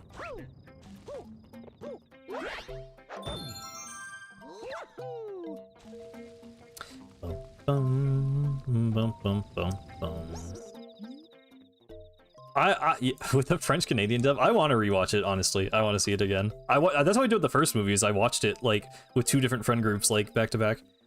I don't have another. I don't know. I don't have another person to bring with me this time, but maybe I can find someone, or just go myself. To be honest. Be back later. Okay, see you, Numster. Welcome to Honey Hive Kingdom. Our queen rules this land. Bum, bum, bum, bum, bum, bum. Bum, bum. Ba-da-bum, ba-da-bum, ba-da-bum. New bees must greet her Highness Queen Bee.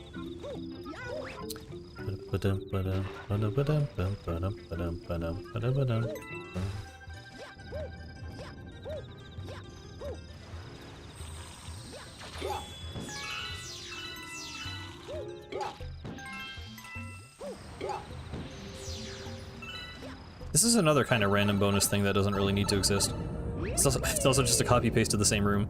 Maybe I don't need to do all of these, because I mean, even on a normal playthrough, I would skip this part, so.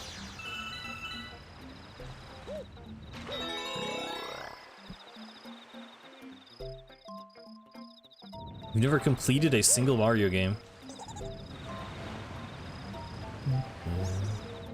This is how I learned the word tacky, by the way. When I was a kid, I thought this guy was complimenting me, and then my sister was like, dude, that's an insult. I'm like, oh.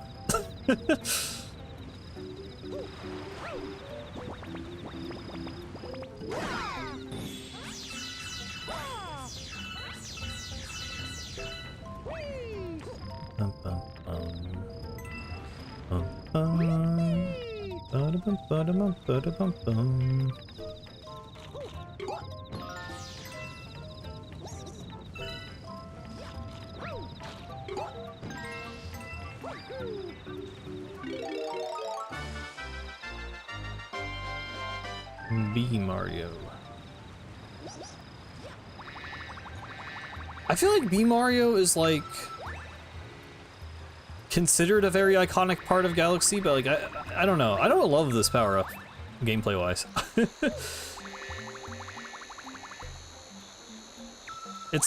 I don't know. The climbing is fun. You can be Mario. You can be a bee. Why did that guy follow me?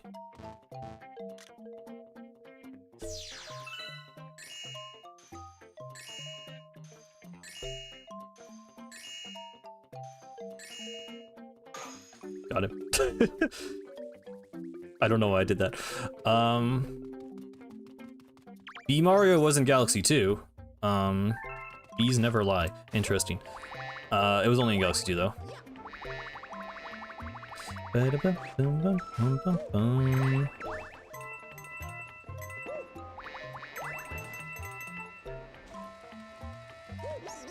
Honey is heavy.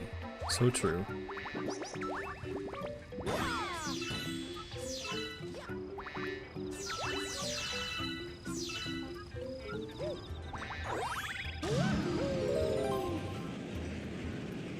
I guess this is kind of the area that more inspired the look of the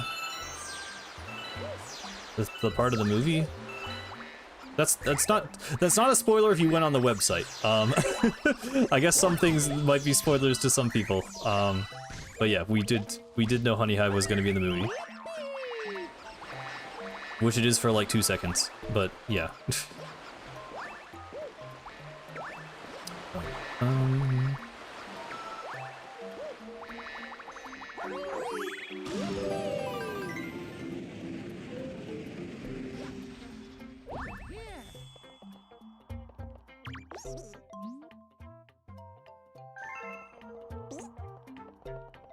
Like that, this guy's just like here.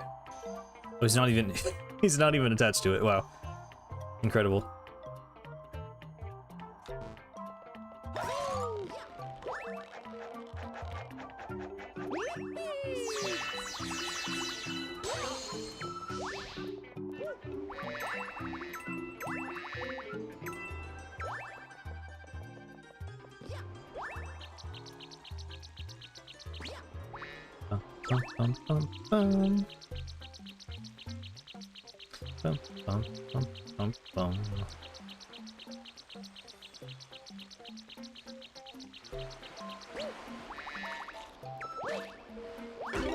Ow.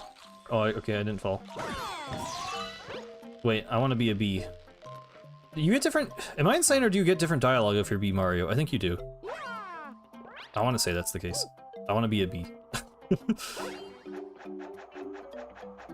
I don't actually think you do. Do you in Galaxy 2? I might be completely making that up. I don't know if that's actually a thing.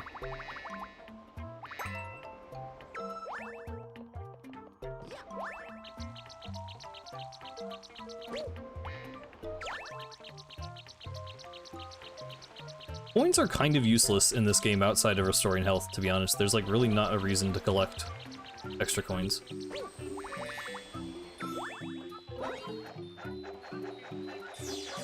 Like, you get a 1-up, I guess, but still. Oh, the star bit is just in the cutscene. Somehow I feel like I've never seen that before. And who might you be? A physician, we presume? No matter, we are in the most vexing predicament and require assistance. The most furious itchiness plagues our entire being. It must be stopped. Please find the source at once.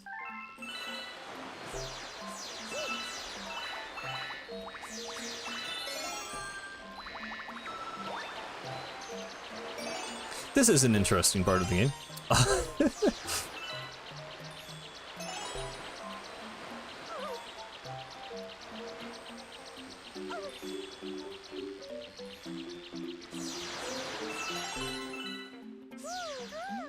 My thanks. You've shown much bravery, newbie. We trust that we may rely on you in the future.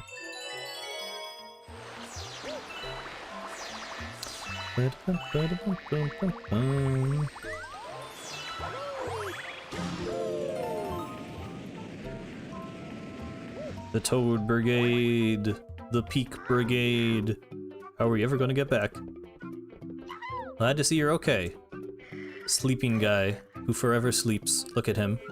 He's so pleased. He's so cheesed. He's so yellow. He's so sleep. Hello, Mario.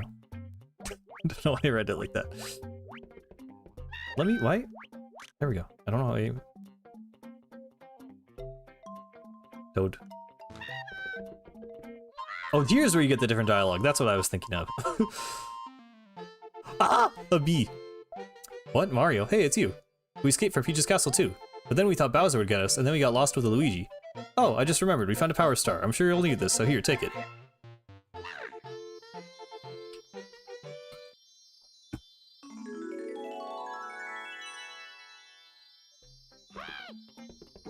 Toad. I live in French Canada, and over here they localize the game to make the NPCs speak using our weird, fucked up local slang, and it's so cursed. Oh, okay. Did they only do that for like the Switch version, or was it like that in the Wii version? Mario. Your name is Mario, isn't it? That's what I just learned from your friends who just arrived. Mario. It has such a nice ring. Your friends are waiting for you in the garage. I think they want to tell you something, so you best hurry on over there. That was on the Wii version, okay. I really do like how much the character dialogue changes. It's pretty simple, like it's not anything crazy, but like you can actually check in with these guys at different points in the game and like the dialogue is different. Howdy Mario, if you're looking for everybody, they're back this way. Do you not tell me about being a male toad? Maybe you have to talk to the other people first, I don't know. You are not asleep for the first time ever. Where are we? I want to go home. I'm so homesick. Welcome to the Comet Observatory. Butterfly.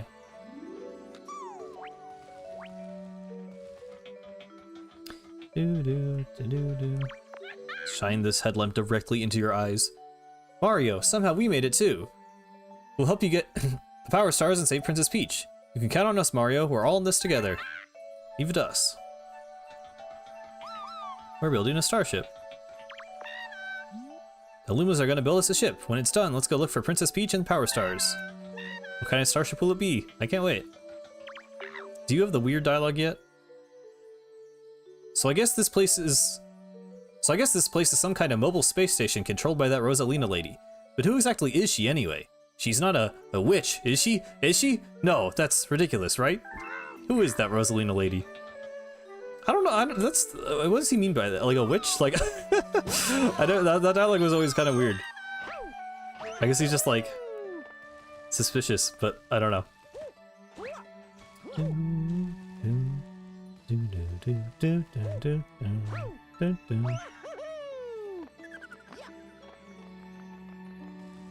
Something I still don't understand how they like managed to do with this song, by the way, is it's like it's perfectly in time with like Mario's movements. Like it's more obvious maybe in the later versions, but like if you do anything, like the triple jump is the most obvious, but like if I start it here, like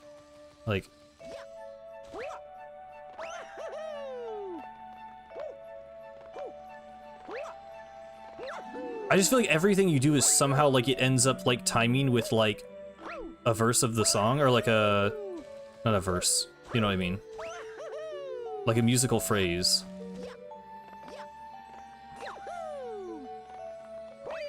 It's like a thing. I'm explaining it badly, but it's it's just like the music was composed specifically to like line up with Mario's movement, and it's like it's really satisfying. It works better with the later versions, I think. Can you explain why they always take away your lives when you exit the game? No, I think it's annoying, but I also, like, if they didn't do that, you would just have infinite lives the whole game, which you should, you know, one would argue then maybe there should just be less lives in the game in general, but I don't know. It never bothered me because I don't really ever die in the game anyway. Or, you know, I don't ever game over anyway. Bum, bum, bum, bum, bum, bum. Oh, I was hearing the guy up there. That rock just fell from the sky. They still use this ground pound symbol. I guess it's mostly just in Odyssey. But yeah. They gave it lore in Odyssey. Did they say that it came from like aliens or something? I mean, probably just because you first see it in Mario Galaxy, so that it's just a galaxy reference because they're saying it's from space, but I don't know. I thought that was kind of interesting. It's on the Lost Kingdom.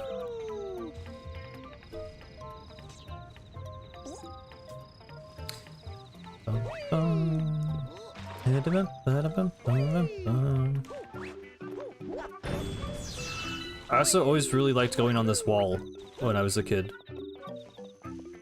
There's something about just like narrow paths in platformers that like scratches my brain the right way. I really can't explain it. I just like it. Oh my god. Guys, it's time for the best character. Are you ready? Currently we're spoiler free. I'm gonna do like a movie spoiler talk, but yeah. I'm trying to not really talk spoilers for now. Yep, it's me, the famous Gilboard. Is it Gilboard? Or is it Gil? I don't actually know. I thought this one was Billboard. I got them confused if I'm being real with you. If you want to climb this wall, you better listen up. When you stick the wall after jump, press B. It's like a kid walking along the edge of... Yeah, kinda. Actually, yeah, that was like a thing I did in real life. It was like my family would be like normal walking on like the sidewalk, and then there was like a little, if there was like a wall or something, I would like go and walk up there. Oh yeah, you can do this. Hello. Queen is resting now. Very different to what she was doing before. Which was resting while being itchy.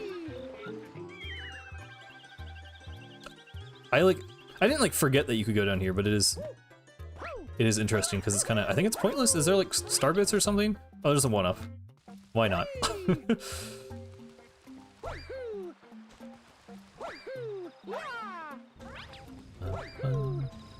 Oh, that's a thing that Simple Flips does? I don't actually watch Simple Flips. I did not know that was a bit.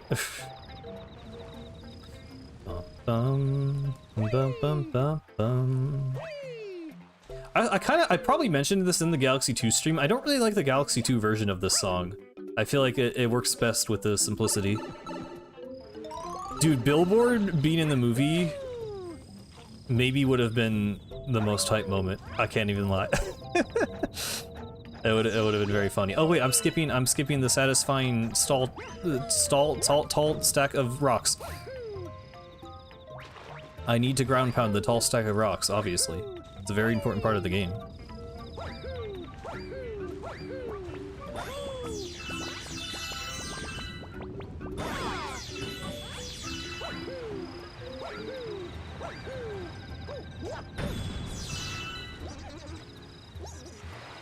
Me.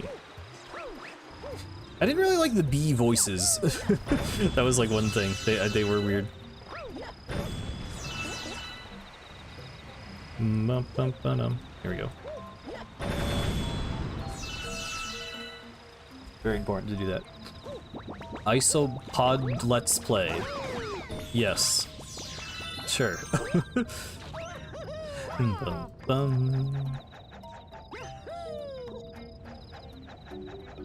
I am taking so long. I do want to like... I just want to do the movie yap so then that can be over with and we can get back to the game. I might do it after we finish up Honey Hive.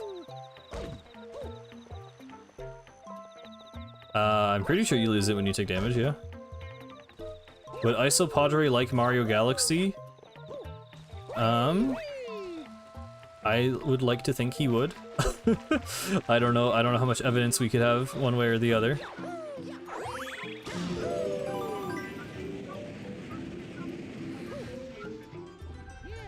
It's a very dreamlike game, I would say. Kind of surreal in certain aspects. I think he would be into that.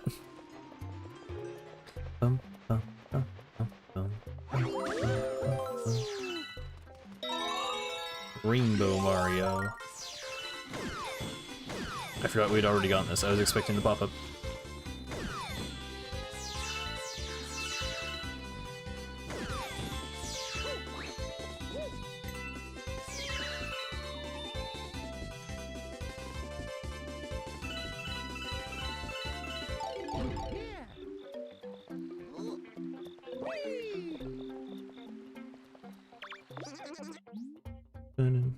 Those Mandybugs have taken over our observation deck. True.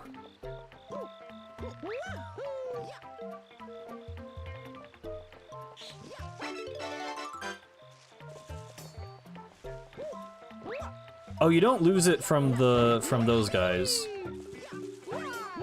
The guys that like stick onto you. I don't think they take away power-ups.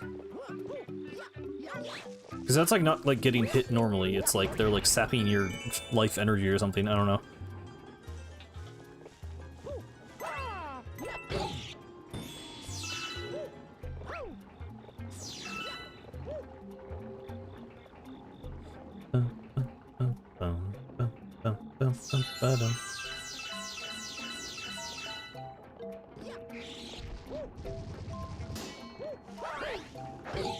Kill the baby. Kill the mother. Mario is a good guy.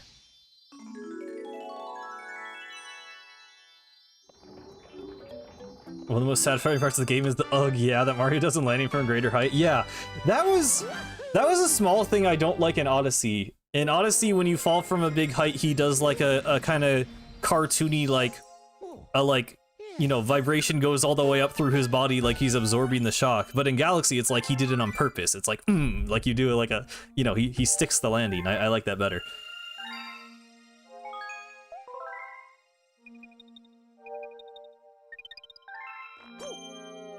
Okay, I'm going to do the final star of Honey Hive, and then I wanna do some movie yapping because I need to get it out. I need to get out of my system.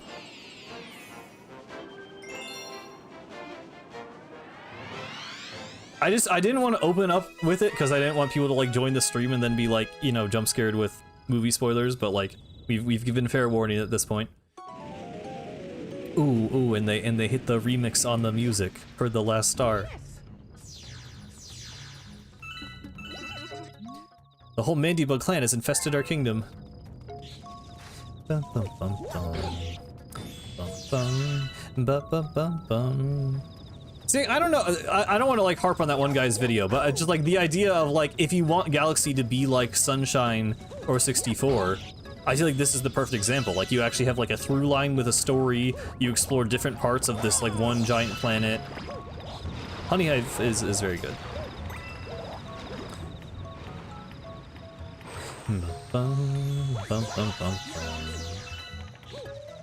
Ooh. They go crazy on that marimba.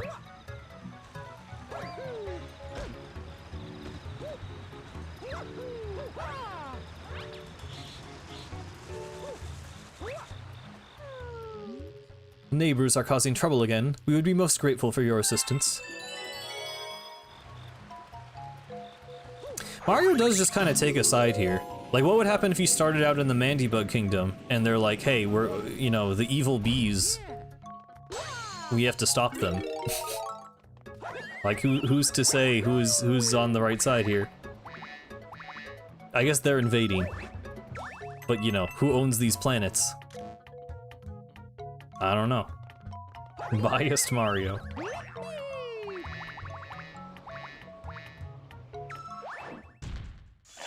Big bad bugaboom.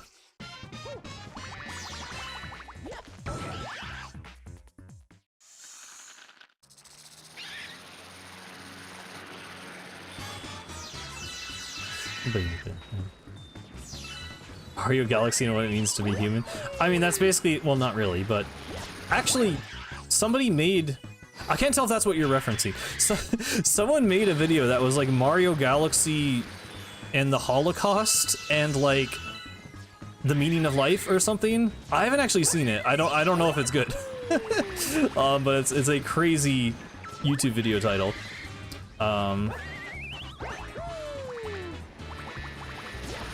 I should watch it.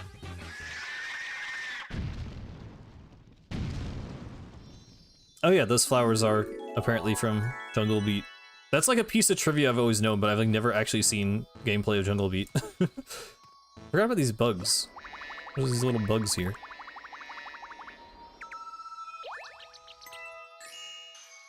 Hello, bugs. Yeah, no, I figured you were referencing my essay, but then for a second I'm like, there's actually a video that's low-key like that.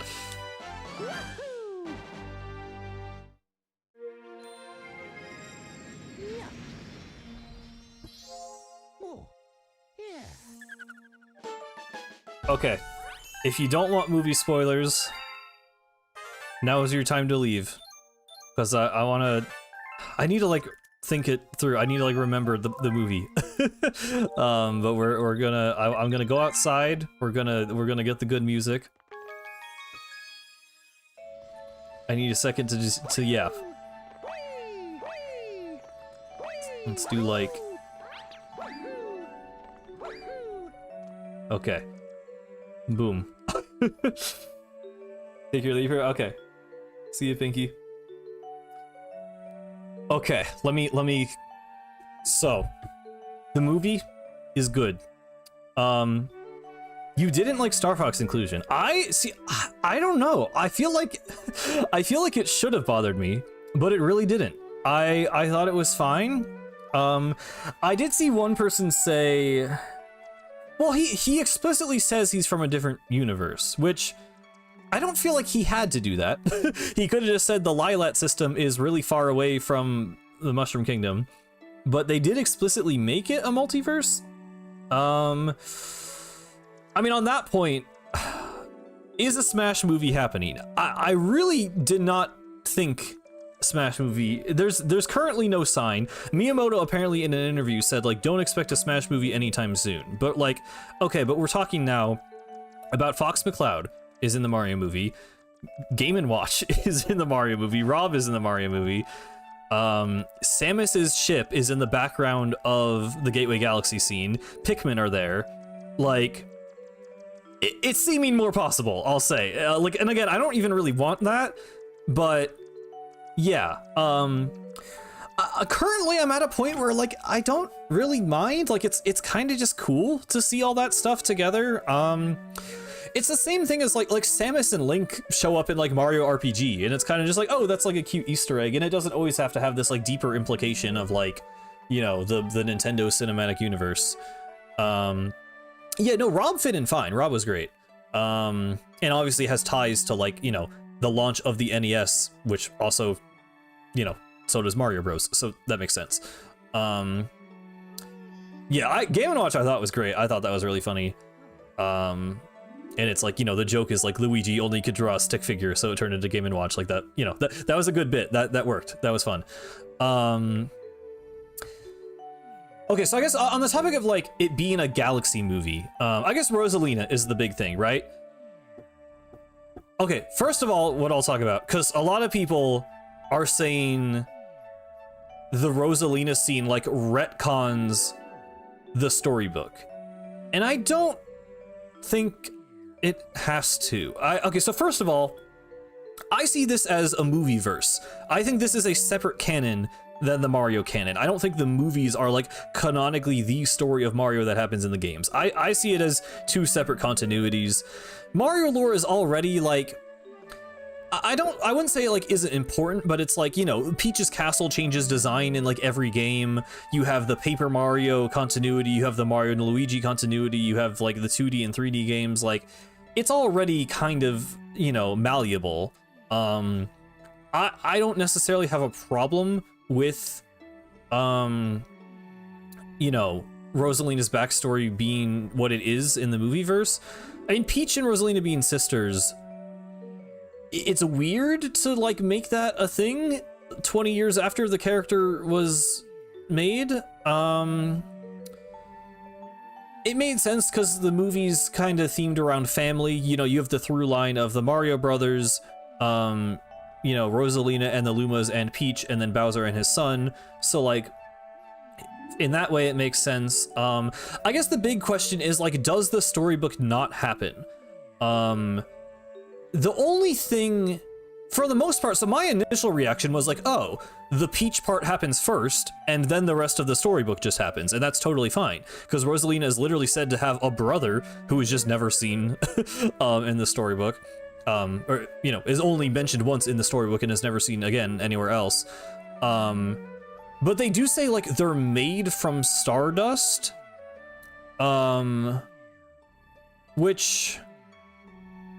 I mean, the weird thing is everyone is supposed to be made of stardust. Rosalina explicitly says at the end of Galaxy, even all of you are made from the reborn stars. But, okay, so the way I would like to interpret it is that part just happens and then the storybook happens. Like, they don't explicitly... The made from stardust part is the hang-up for me, because, like... Does that mean Rosalina has a mom that dies and gets buried under the tree? That's the part that matters, right? And I think she still could. Like, I wish, it's weird that, you know, the mom isn't like... So, I mean, I never expected this movie to, like, really explore that at all.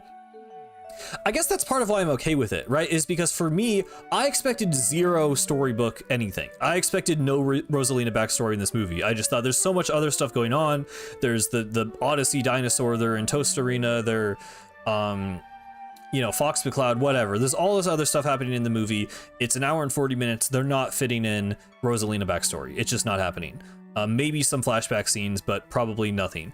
So what we ended up getting, even though it wasn't quite, you know, how it happens in the storybook, getting to see young Rosalina on a tiny planetoid running around in a flashback scene at all, to me was really cool. Seeing it adapted in any form, I liked that. I thought, like... I thought it worked for what the movie was trying to do. And I feel like for me, they kept it vague enough that either one, I'm okay with it just being the movie continuity, which is different from the game continuity. Like I don't think it's definitely not a retcon for the games, right? Like it's definitely not, I don't think it invalidates the story of Mario Galaxy. I don't think Rosalina as she appears in modern Mario games, I mean, maybe she's Peach's sister now, I guess. The first thought that came to my mind is honestly like, oh, that's really awkward for people who drew like ship art of them. There have been memes about that, like, you know, Illumination making all Rosalina X Peach fan art incest overnight, which is, yeah, that's like awkward. That's a little weird. But like, you know, assuming we're just like, okay, we're gonna not do that anymore. Like I don't know, I had no investment in them as like a pairing, so like I don't care. But you made your own, like, sound like their mom being a star the same way Jupiter is a planet. Yeah, I actually, yeah, in a way, well, no, I don't mind like the idea of like them, you know, just being children of the universe itself, I guess, but like I just, the problem with that is like, you know, Rosalina's story is defined, you know, by the loss and by the tragedy of, you know, not being able to find her mom and then finally coming to terms with the fact that her mom has just been dead all along. Like I do think that is like more impactful than whatever they were doing with the Peach thing. And like, I don't want that to be lost. But again, like in the games, I don't think it's a retcon to the games at all. I guess maybe them being sisters is going to be a thing now. I wouldn't be surprised if they acknowledge that. Like, you know, I don't know, in a similar way to Donkey Kong Bonanza, kind of like, it fits in the timeline, but it's also sort of rewriting some lore, like it's a little weird. I wouldn't be surprised if they do like kind of lean into that with the Rosalina and Peach thing. Which, like, I have nothing wrong with the mean sisters. It was always weird that Rosalina was just, you know, she's very similar looking to Peach. They both have the crowns. Like, I think them having a familial connection makes sense. Yeah, Sanic, dude, I just wanted to be, you know, as clear as possible. I guess I can get rid of this pinned message now because we're doing this.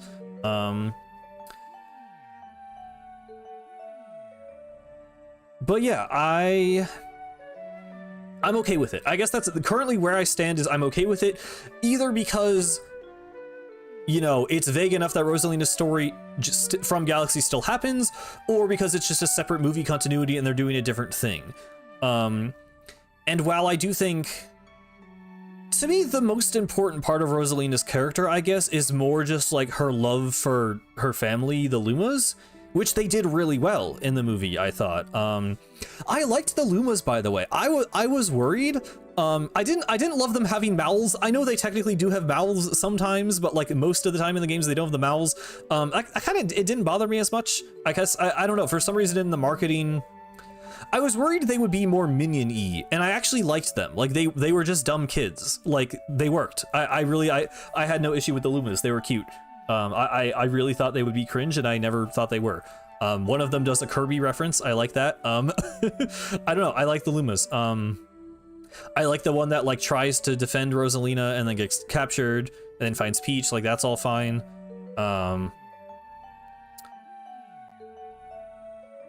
Again, like, Peach just has a Luma in Galaxy in the games, and like, I'm never actually sure why that even is the case. So if anything, that might be like an explanation.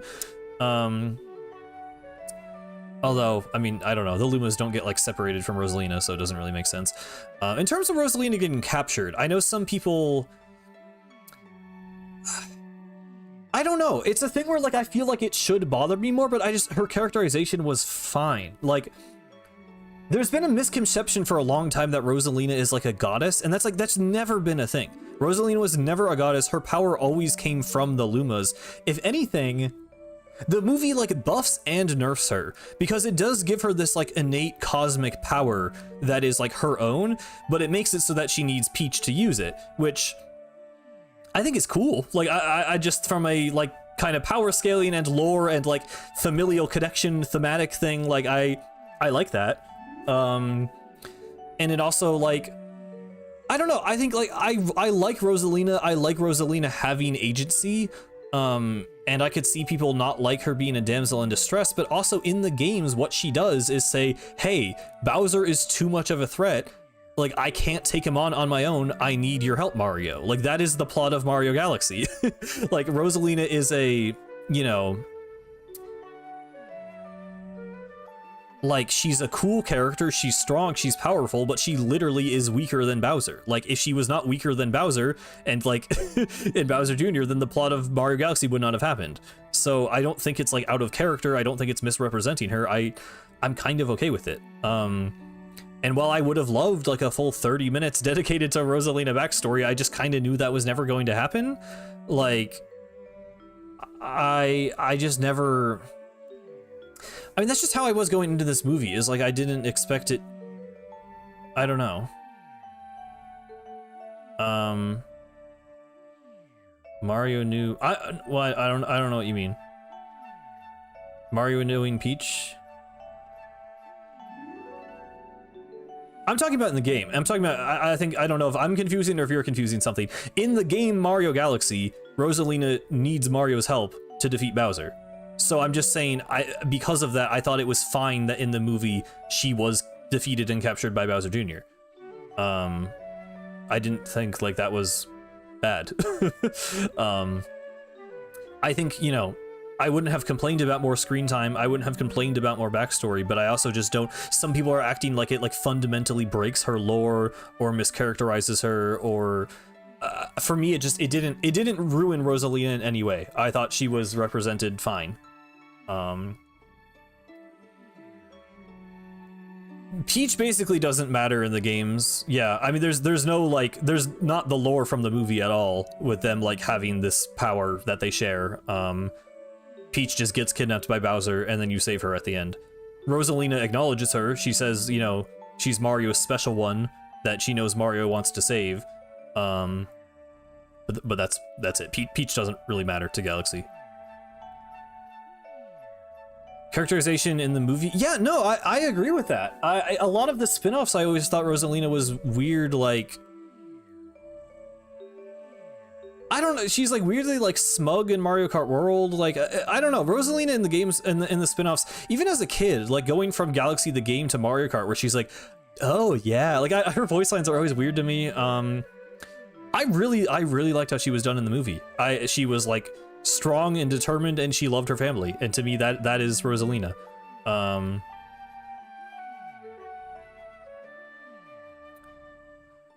Okay, it's not even true that Fox has more screen time, by the way. That was going around the internet.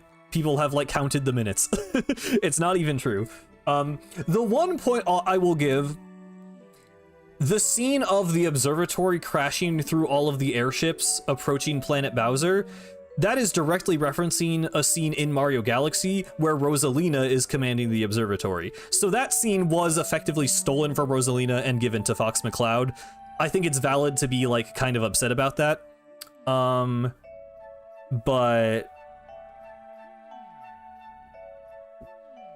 oh, did you mean Peach? Peach was really good in this movie. I don't know if you meant Rosalina or Peach, but Peach is so much better in this movie. I said that earlier. I had issues with Peach in the first movie, especially like her introduction. Okay, one thing. Let's go like in order of the plot a little bit more. The one thing I thought was like, okay, so my thing with the first movie and this movie, to me, the first movie is just obsolete now. Like, I don't care about the first movie anymore. Maybe that's a hot take. To me, this is a Mario story. Because it's cool that the first one is an origin story. It's cool that it starts in Brooklyn. I get it. But like, to me, a Mario story, you start in the Mushroom Kingdom. The characters are already acquainted with one another. Mario and Peach actually, like, they actually lean into the romantic stuff with them, which I really liked. Yoshi joins in. Yoshi doesn't, like, add a whole lot to the movie. He is kind of just hype moments in aura, but I like Yoshi being there. I never felt like it was bad that he was there. And so there's a weird thing with when Peach wants to leave to look for Rosalina, and all of the Toads are like, no, Peach, you can't leave. You have to stay and protect the Mushroom Kingdom. That is like more in line with how things work in the games, but it's really weird after the first movie, because in the first movie, Peach is like, I am going to recruit the army and save the Mushroom Kingdom, and all the Toads are like, yeah, yay, go do that. And then in this movie, she's like, I'm gonna save Rosalina, and they're like, no, you can't leave us. Like, that doesn't make sense. That's really, that's completely, they act totally differently from movie 1 to movie 2, but the thing is, I like it in movie 2 better. I think it makes more sense that the Toads would be like that. The Toads are like useless and helpless, and they want Peach to be there to protect them. That's her whole thing, is the Toads protected Peach until she grew up and was able to protect them. That's like an explicit line in the movie. So like, it's weird in terms of movie continuity, but I like it better in movie 2. Maybe they're too overprotective after she got caught the first time. Maybe that's one way to read it. Yeah, that's how I feel, RC. It's like, yes, Fox kind of stole that scene from Rosalina, but also that scene being there at all was awesome and I loved it. So, I don't know.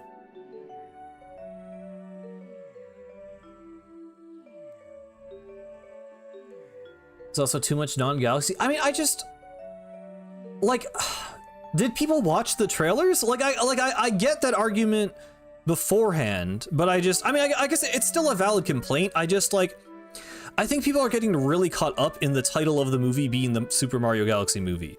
Like, if you just view it as a Mario movie sequel inspired by Galaxy and meant to celebrate the 40th anniversary, then, you know, I think you'll enjoy the movie a lot more. I just think if you just, I don't know, I just accepted early on that that's what this was going to be. Also, like, I want that more. I guess I'm not huge on retellings in general, on adaptations. Like, I want things to be different. Like, Is that crazy? Like, I don't want a movie adaptation of a video game to literally just be the story of the game one-to-one. It's cool to see references. I like when things are kind of carried over or reinterpreted directly, but like, okay, I'll say like, look, the baby dinosaur scene did not need to exist. Honey Hive scene didn't really need to exist. It was so short, it barely existed. But the difference to me about movie 2 versus movie 1 is, I think even the scenes that like not much happens, like, I just felt like, so I mean the common criticism I keep hearing about this movie is that it's just a series of events with no actual like plot connecting them. And I just, like, yes, by like normal movie standards, like I think kind of that's a valid complaint, but have people seen movie 1? The entire second act of movie 1 did not need to happen. They go on the giant adventure across the Mushroom Kingdom to recruit the Kong army, and then the entire army gets stopped by a single blue shell on Rainbow Road, and it doesn't matter. Then they just stop Bowser with just Mario and Donkey Kong and Peach. I mean, I guess they have Donkey Kong, but like, Donkey Kong barely even does anything in Brooklyn, where they stop Bowser. Like, I thought that was so much more of an issue in movie 1. The entire middle third of the movie did not have to happen. In this movie, right? Okay, I think the most useless scene in the movie is the baby dinosaur scene. I could have done without that scene. However, the setup for that scene is Bowser's character development. Bowser says, hey, like, and I love Bowser, by the way. I think some people were weirded out by Bowser. Bowser is like RPG Bowser. I like that he like works with the brothers, and then like, you know, him being a good dad to Junior, and that relationship is more important to him than being like a good guy and being with the Mario Bros. And I think that's great. I think that is Bowser. I think that is Bowser's character to a T. I think that was perfect. So in that scene, Bowser is like, hey, hang on, I actually kind of like these guys. I don't want to kill them, which is why Bowser Jr. turns them into babies. And like, I think it's kind of dumb. Like, if they were going for like a Yoshi's Island reference while also trying to be Odyssey, it was trying to do too much at once and kind of just failed at being both, I think. I don't really like that scene, but if we're arguing that like it didn't need to be there, yeah, it kind of didn't, but at least it's justified by Bowser and Bowser Jr.'s character growth. Like, I just think if we're comparing it to movie 1, if we're comparing it to movies and writing in general, yeah, it's not great. If we're comparing it to movie 1, I think it's way better. Like, I think they justified, there's no like Mario Kart scene that's like super ham-fisted, and the Mario Kart scene in the movie 1 is like cool, like the action is cool, but like it just doesn't, it never justifies its existence in the plot, in my opinion.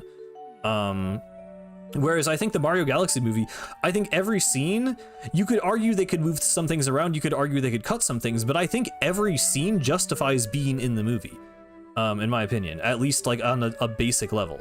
I think Honey Hive is like maybe the one exception, but I mean, that's just like, you need a reason to separate Bowser from the bros, I guess. You could have just had the UFO come and suck up Bowser, honestly. But yeah.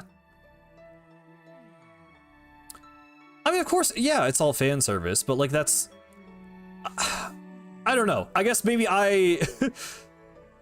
it's supposed to be fan service. It's a fan service movie. That's the entire thing. Like, I guess that's kind of where I'm approaching it from. It's like, that's the point. I don't know what you want out of the movie. I mean, if you want like a good narrative, I guess, like, yeah, but like, okay, I will say, I do think they kind of failed to stick the landing, thematically with the family thing. Like, you have the bros, you have Peach and Rosalina being sisters, and Rosalina having the Lumas, and you have Bowser and Bowser Jr. I do feel like that was like set up for kind of a, like, something that never happened. I do feel like there should have been at least one more like acknowledgement of like, it's kind of goes unspoken. You know, I think Mario is like, you know, okay, it would be wrong of us to separate Bowser and Bowser Jr., which is why he saves Jr. from the dragon. It's not explicitly, like, the first movie is like, you know, nothing can hurt us as long as we're together, which, like, I think that's pretty weak as like a thematic link, honestly. Like, I guess that never really did much for me. It's more explicit about what the movie is like stating that it is about explicitly. But it's not, I didn't think it was like very good. And they're not together for most of the movie. I mean, that's the whole movie is about getting the brothers back together, I guess, but it's to me, I don't know if it was like thematically strong, but at least the character writing was there. I mean, it wasn't even a nothing burger, it was just nothing. Like, because the individual moments are good, there's just not a final kind of way to cap off each of the arcs, I think.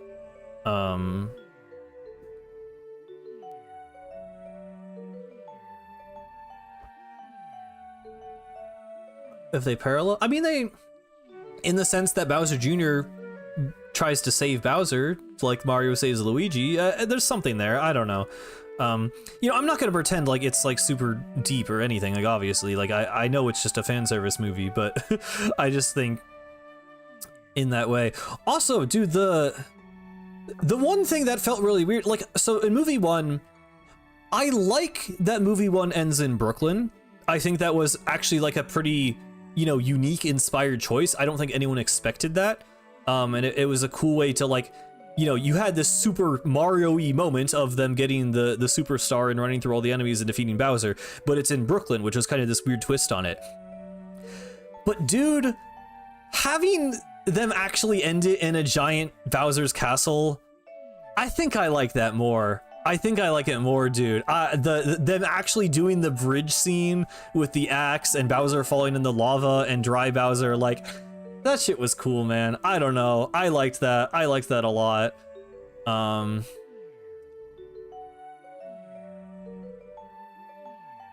I thought that was cool. Do we have to follow the Wizard of Oz mantra? What? I don't really know what you mean by that.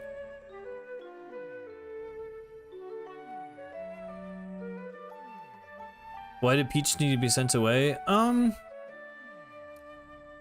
Yeah, I don't know. I guess I don't really have a problem with that being vague. I don't know, maybe that could be a criticism. I think evil people wanting to steal power is like, I don't know. There's a whole universe. There could be anyone.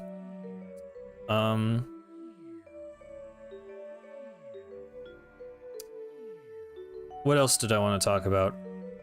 Some of the references were like a little on the nose.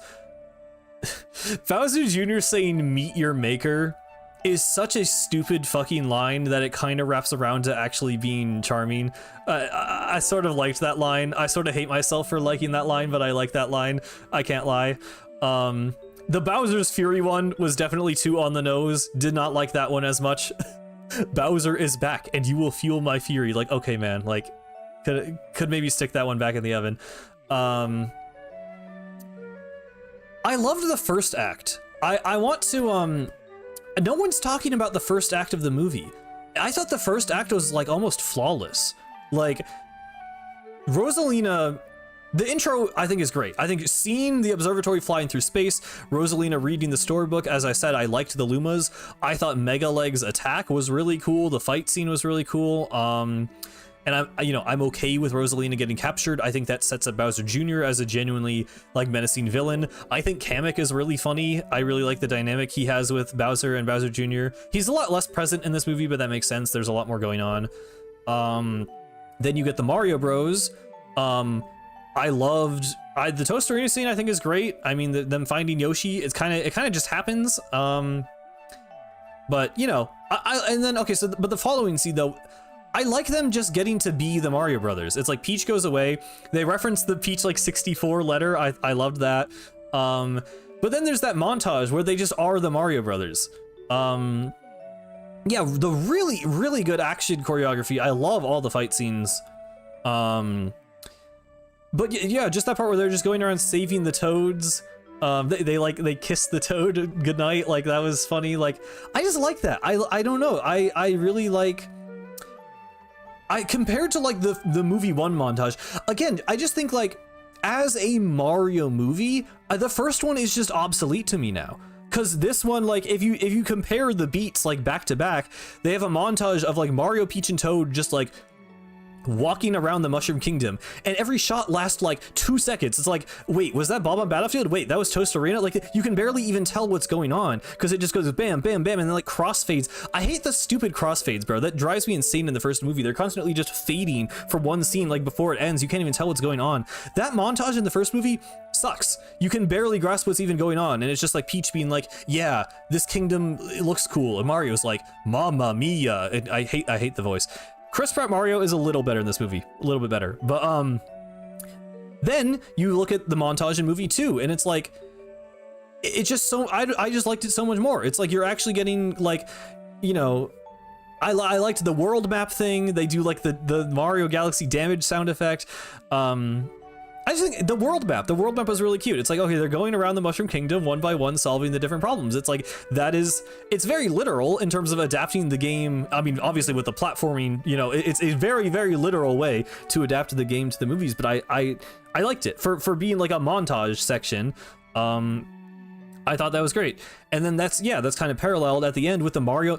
Dude, also, I'll be real, get Toad out of these movies. If Toad is not gonna do anything, just make him leave. Like, cause in both movies, Toad just has no role. Toad does absolutely nothing. Everyone just forgets about Toad. But the Mario and Peach platforming segment in the castle, where they're doing the Mario Maker, that shit is awesome. I love that. That makes me like Peach, like, cause again, I like Peach doing things and having an active role and being acrobatic and fighting stuff. I just like her also being like, you know, cute and princessy and peachy and having that relationship with Mario. And that's what they did perfectly in this movie. Peach and Mario having that action scene where it's the two of them together and like they hold hands and stuff like that. I love that. That is perfect to me. I really, I don't know. I love that. So, I mean, that part's later in the movie, but yeah, the whole first act I genuinely thought was flawless. It was exactly what I needed it to be. Trying to think, where do you like cleanly divide? I guess when the Mario Bros get taken into space, which it does take a long time. But I'm... the monkey, yeah. Both movies had good first acts. I don't know if I fully agree with that. Kind of. I think Brooklyn takes too long, if I'm being honest. The plumbing scene with the dog, I get it for building up like their characters and their, you know, you have to have them fail. I mean, that's the thing about the first movie, is you have to have the Mario Bros fail so that then when they succeed at the end of the movie, that's like, you know, that is like the dramatic, you know, resolution. But, again, it's just, I don't need a Mario story to be an origin story. I think the Mario Brothers being static characters is okay, and it's just the other characters in the movie change and grow around them. Like, to me, this movie is Peach and Bowser learn more about themselves and their relationships, partly through the strength of the Mario Bros. And that's what I think static characters should do, is the other characters grow because of them. Maybe that's giving it a little too much credit. I mean, Bowser kind of just grows on his own. But they do actually set that up with Peach. It's like, Mario's like talking about Luigi, and Peach is like, you know, I wish I knew my real family. And then she finds her family. Like, it's simple. It's very simple. I'm not trying to like make it out to be anything more than it is, but I like the second movie more. I don't need the Mario Bros to grow as characters. They are static characters. Other people grow around them and because of them. So for me, I get what they were doing with the first act of the first movie, but I think it went on too long. And it's also just like, you know, again, as an origin story, it makes sense, but it's like, oh, that's cute. They're like jumping through Brooklyn and it looks like they're platforming. But it's like, you know what? I think I'd just rather see them actually platforming in the Mushroom Kingdom, right? Like, I like the second movie more because it just goes all in on that. It just starts in the Mushroom Kingdom. They're in the Mushroom Kingdom. They're doing Mario stuff. Like, it didn't feel like it was holding back or compromising anything. It just felt like it was fully, you know, Mario. I still don't know. I had no issues with Fox. I like understand why people might not like him being there, and it feels like I should be more bothered by it, but I'm just not. I just thought Fox was cool. I just liked him. I don't care. I don't know. It did not bother me at all. I mean, like, I almost can't even blame them for making Toad say do a barrel roll, because, like, that's barely even, like, a thing in the popular culture anymore. Like, no one knows what Star Fox is. If people reference do a barrel roll now, it's going to be them referencing the Mario Galaxy movie, not referencing the Star Fox games. So, like, I kind of don't. Also, the music, dude. The music. Okay. I posted a tweet on Twitter that was maybe a little we don't need to talk about how I worded it, but dude, mixing Corneria with Bowser's Galaxy Reactor, like, blew my mind. That was awesome. The music kind of made up for it for me. With if anything made me not want Fox in the movie, having the Star Fox music mixed with Mario Galaxy music, like, undid any damage that might have been done. Like, I loved that. Like, I just think Fox fits really seamlessly into the Mario world. I just had no issue. No, when Fox introduces himself, he literally says, I like doing barrel rolls. And then Toad says, do a barrel. That makes perfect sense. That's fine. But yeah, like, dude, Bowser's Galaxy Reactor. I mean, just hearing the Galaxy theme, like, I mean, it's so easy. They get me so easily. I know that I'm just a fanboy, but yes, seeing them fly through space and hearing da da da da da da, like, yeah, it worked, bro. It worked on me. Okay, I'm giggling, I'm kicking my feet. Okay, I'm a Nintendo adult. I don't care. It worked on me. It worked on me. It got me. Yeah, it totally just got me, dude.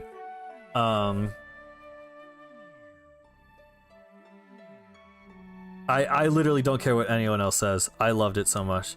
And that's, like, I mean, that's the takeaway for me. Is, like, if you like something, don't let anyone tell you can't enjoy it. There's criticism, and you should accept and acknowledge the criticism, but you can also just enjoy it regardless, and that's how I feel about this movie.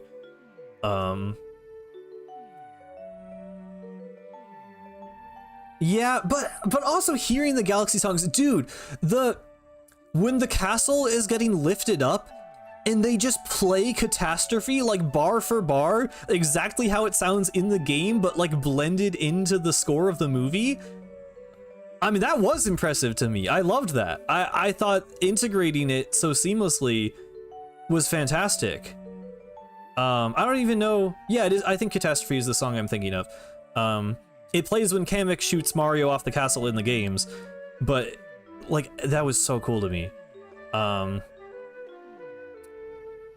I'm trying to think of other. There was a little bit of Gateway Galaxy when they were in Gateway Galaxy. As I was saying earlier, I did not mind that there was not a Gusty Garden moment, because Gusty Garden to me is not a key moment of the game. So, like, I didn't bother that. Oh, hey, Numster, we're fully in the spoiler talk now. I've said most of what I wanted to say, to be honest. Yeah, no, I liked how they did Gateway Galaxy. I was totally fine with them making it, like, you know, this central hub of the universe. I actually thought that was really cool. It's a different thing than what it is in the games, but I liked it. I thought the Rob bit was funny, honestly, because the actual toy moves slow. Like, that's the whole joke there. So, like, that, yeah, I liked it. Yeah, the Odyssey Dragon, I will say, so I guess some people have an issue. They're like, oh, the dinosaur should have been Dino Piranha and the dragon should have been Gobblegut. I don't really care. There's so much other Mario stuff going on. Like, it's all Mario Universe stuff. I don't know, dude. That was with the music, like, again, some of it is obvious. It's like, yeah, the you know, Ruined Dragon shows up and they play the Ruined Dragon music, but it was cool though. But it was cool. Dude, the Red Star, I don't care what people say. Some people think Red Star is a lame power-up because it only exists in, like, one level, but I love the outfit. I love the music for the Red Star. Seeing the Red Star in the movie, dude, like, I don't know, man. I liked it.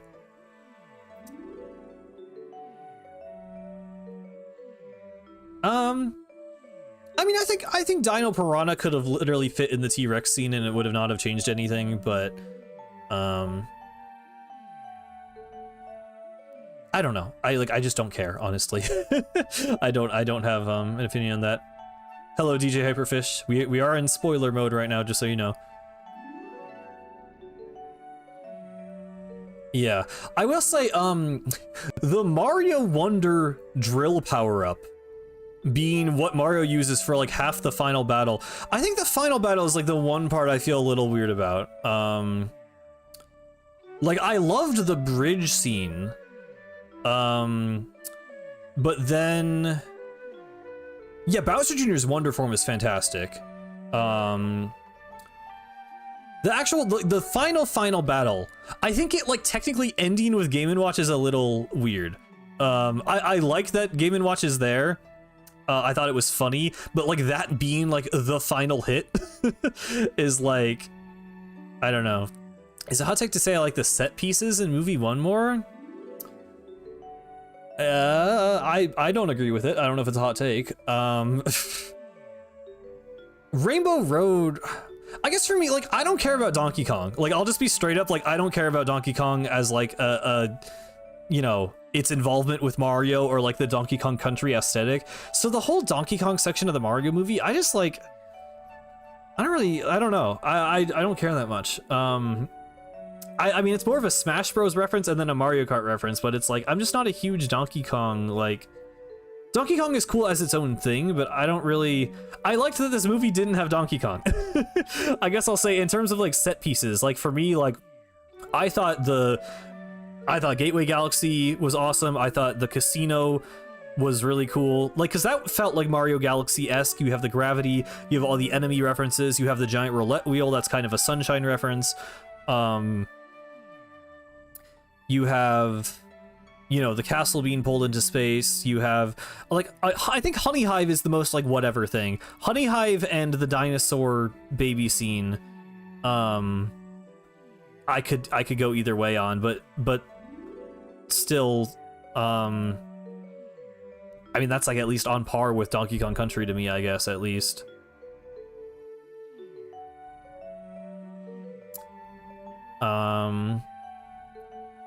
But yeah, I guess the main last thing to talk about, where they're going in the future, Daisy. If Daisy is movie 3, why did they burn through like all of the Mario, like, I guess they haven't done like Mario Land stuff, but like, what are you gonna do with Daisy? Like, we've done a bunch of Mario 2 stuff already, we've done like, I don't know what you do with Daisy. Unless you also do Wario, but I feel like if you're doing Wario, you either reveal Wario or you reveal both of them, right? Like, is Daisy more hype than Wario? Maybe she is. Maybe Princess is Cell. I don't know, but like, I have no idea what you're doing with Daisy.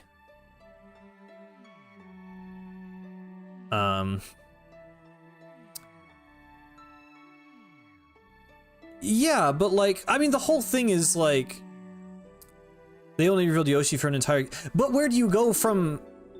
I mean, this is the issue. I think it should have been, you know, Mario 1, a Mario World movie, and then a Mario Galaxy movie to close out the trilogy. The question is already, where do you go after Galaxy? You've already done like half of Odyssey anyway. You're not just going to do... And basically movie 1 is the plot of Odyssey, minus the hats. So like... What do you do after Galaxy, and how is it Daisy? I guess that's the tennis movie.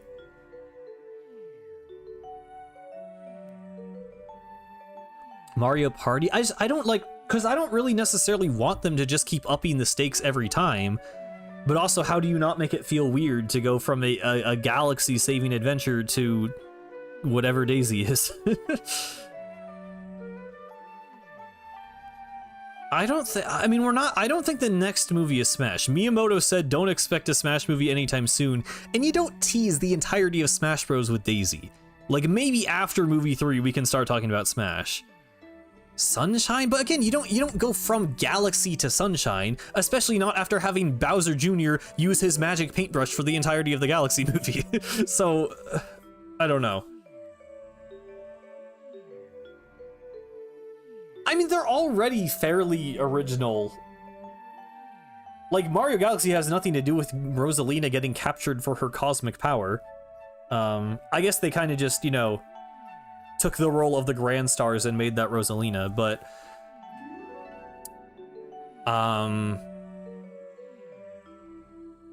I don't know. Like, I'm fine with it being an original premise. I'm just saying, like, where do you go? Like... Mario 64 would be... That doesn't make... No. I don't think that would make sense. Yeah, like, I just feel like Mario Galaxy is just the biggest, grandest, like, largest scope adventure in terms of, like, the numbers of places you go and the stakes in the story. So...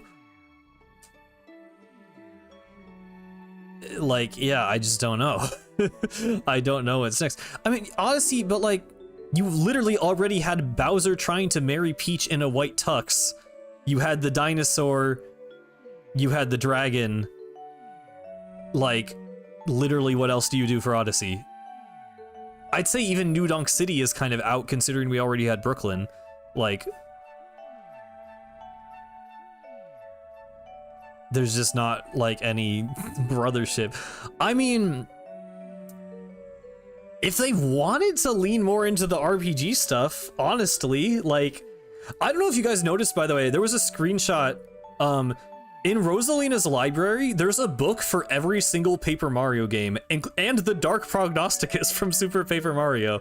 I assume that's just an Easter egg, but if you want to read into that, obviously there are some pretty big implications. I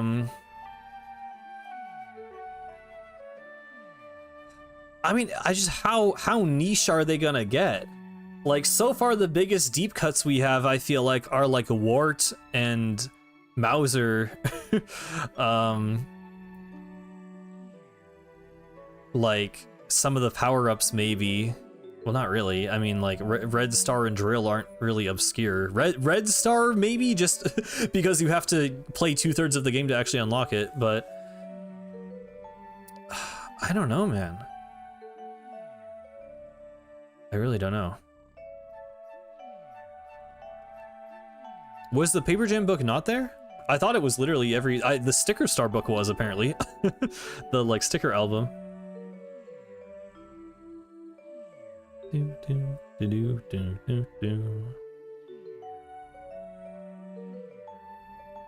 Okay, well, that's pretty much all I have to say for now.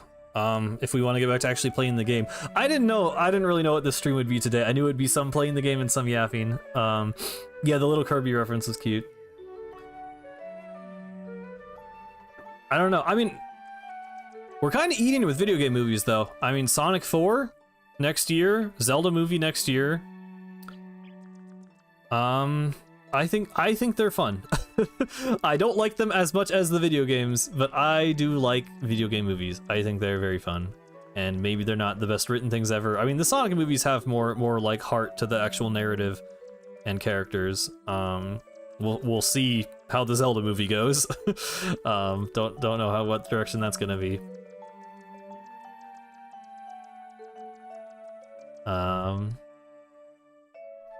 Sonic 4 releases on your birthday? That's cool. See, I really don't care about a Donkey Kong movie. I really don't. I don't know. Cause even in like I really liked Donkey Kong Bonanza, and I liked how much more that game cared about its story, but I cared about Pauline. I didn't really care about Donkey Kong. I don't know. We can't all be based. I mean, maybe I'd care more if I played more of the games, but currently I just have no real investment. I need you to, yeah, I should play some of them. The teaser was Daisy, Martin. The post-credit scene is Daisy. What am I doing? I'm moving around. I don't know. We're still kind of talking spoilers, so I'll give it a second. There were two post-credit scenes. Yeah. The first one was the Bowser in prison, and the second one is Daisy. You only saw the Bowser, bro. You're not a real fan. You gotta stay till the credits are over. I'm joking, but also I knew there were 2 post-credit scenes going in. Someone told me that, so yeah. Yeah, I mean, we know Daisy's gonna be in the next movie, but we still don't really know what it's gonna be about.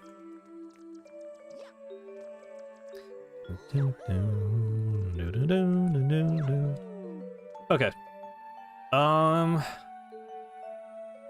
I almost feel like I could end the stream here. I'll tell you what, I'll play through Mega Leg. It's already been 2.5 hours. I played like none of the game. I thought I would get a lot further, but that's fine. Who's producing the Zelda movies? I know one of the guys is Wes Ball, who did the like Rise of the Planet of the Apes movies, but then the other guy is like, I forget his name, but he has like a really like inconsistent track record. He did like Spider-Verse, but also Morbius, I think. So it could really go. Yeah, Avi Arad, yeah.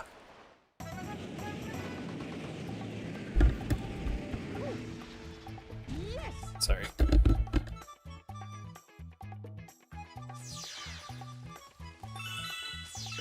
I think Bonanza's mid-tier as far as D. Yeah, I mean, I've heard like multiple people say Tropical Freeze is their favorite 2D platformer of all time. So I really should look into it. I just haven't. Ray surfing, yeah.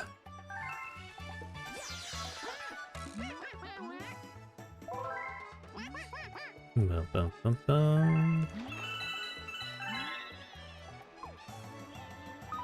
He put down an entire box of mushrooms and cannot find it now. Weirdly, like, topical for a Mario stream.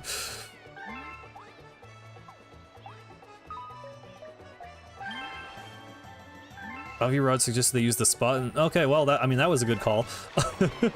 I don't know. I'm optimistic about the Zelda movie.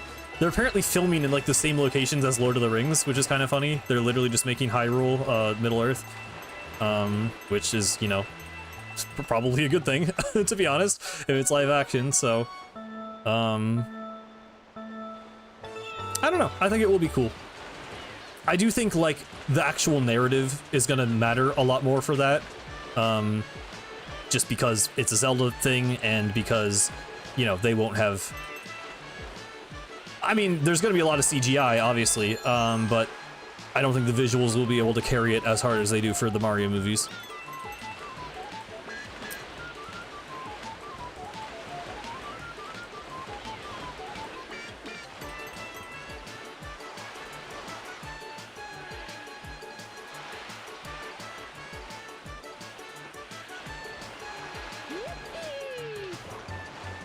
There are people who think these levels are hard, by the way. I like, I don't know what the struggle is with these levels. You can just not hold the A button and you don't go forward and re-angle yourself.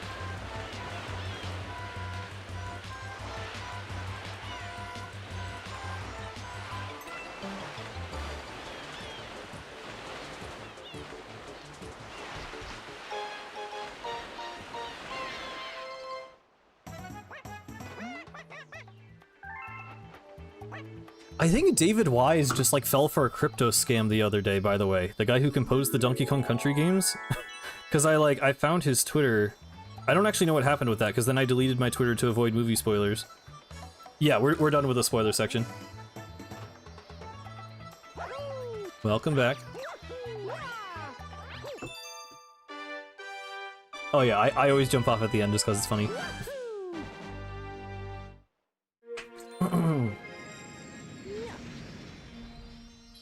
My favorite Madden streamer. I didn't even know Madden was like the name of a guy until like 2 years ago. I thought it was just the name of the video games.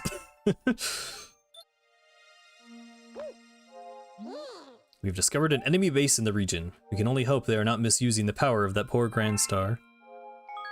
It's David Wise is the composer for the Donkey Kong Country games, which have like incredible music. I haven't played them, but I mean, everyone knows the music. It's iconic. Did that get figured out?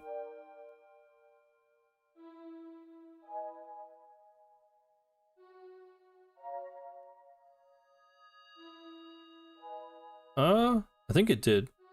I don't know, the tweets aren't there anymore.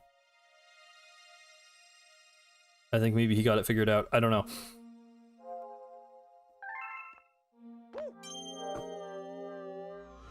Well, they got scammed. People don't get scammed on purpose. That's what a scam is.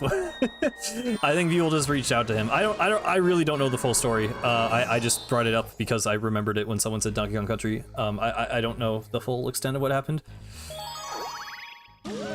Hey, look, it's that guy from the movie.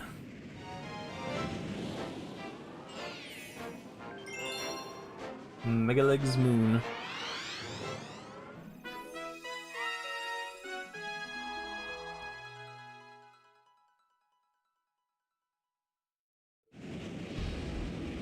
Oh, I can show off the funny, the glitch you can do here. So you're supposed to use this bullet bill blaster to lead a bullet bill into this cage to unlock the launch star. But I don't know if I'll do this first try. I did not do it first try. Some of you might know about this. I don't know why I cannot get this triple jump. Cosmic Cloud, you're coming with me. There we go. Yeah, you can skip the launch star and get onto the planet, and then because you don't land in the cutscene trigger, Megaleg doesn't activate, and you can just walk around without him turning on. And also the camera does not work until you get here. Okay. But yeah, even like the gears aren't spinning or anything. It's kind of funny. Yeah, this is where the guy from the movie... That's so weird that people would see this in the movie before the game. That's like a thing I have to realize is a reality now. Yeah, all the collision and gravity and everything is still here. It just literally doesn't start. Which, I mean, I don't know. It's probably easier to just leave it on. It makes sense. Oh, I should... Hang on. The back leg has a one... Does the one-up spawn? I think the one-up doesn't spawn until he actually turns on. There's normally a one-up on the back leg.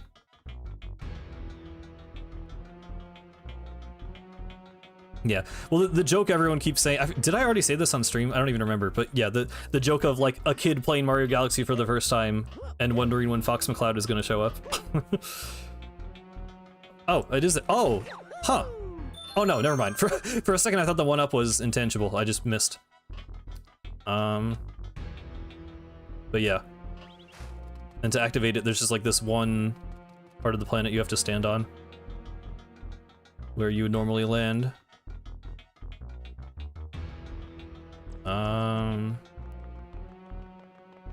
It's this way.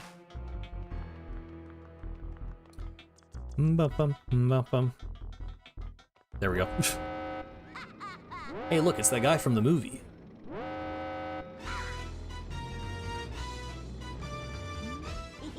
You made it. But I don't even need my dad's help to take care of you. Go at him, Megaleg. Stomp him with the power of your Grand Star. When does Crazy Dave show up?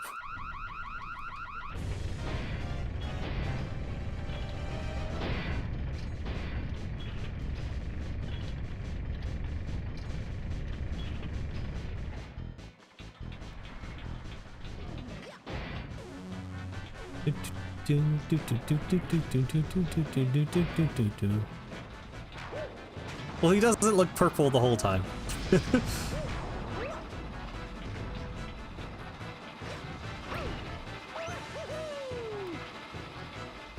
I wonder if people would be disappointed playing Mario Sunshine and seeing that he has the paintbrush, but he kind of doesn't actually do anything cool with it.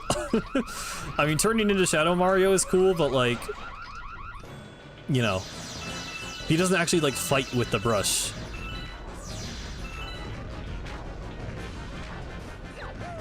I guess he sort of does in Bowser's Fury, at least.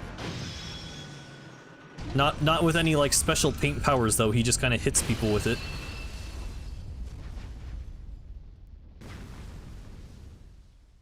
I just think Junior is so badass in Sunshine. I like Shadow Mario. I think it's like, it's cool in that like one cutscene. I'm sure if I had nostalgia for it, I would be more into it. But I do think him putting on the mask and becoming Wonder Powered Junior is kind of cooler in my opinion. I like that take on him.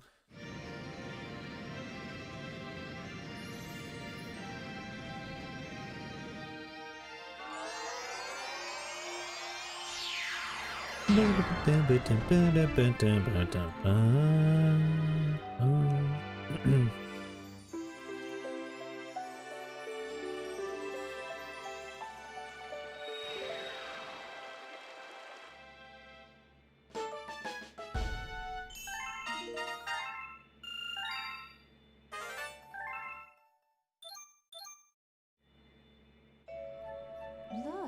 A ball of flame represents the power of the observatory. We call it the beacon. When you recover a Grand Star, a little star power will be restored, and the beacon will grow. Comet Observatory can use that power to fly through the universe. Once all of the power is restored, we will even be able to fly to the center of the universe. Oh, there was one thing I should have touched on in the spoiler section, but that's fine. It doesn't really matter. It was just a weird nitpick. The newly opened dome is called the Fountain. It's quite relaxing. Yes, the map exists.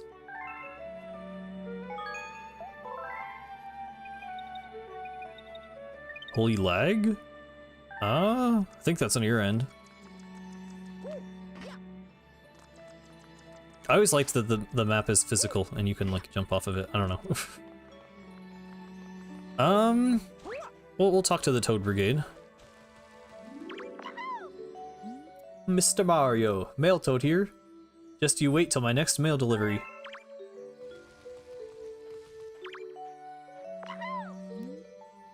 Hey Mario, we're gonna do our best to find the power stars. Here, I'm good to go. That's the spirit, Mushroom Man. I like that dialogue. You finished building the Starshroom starship. We'll use it to search for power stars. And we, the members of the Toad Brigade, will be the brave crew. And this brigade needs a bold leader, so I nominate, well, me. Under my command, the galaxies will see the bravery of the Toad Brigade. See you around the galaxies. Some people the other day said they didn't know Toad came from Galaxy. This is literally the introduction of Captain Toad, by the way. We finished our starship. The Luma's built a mushroom starship that looks just like us. The Starshroom is fully operational.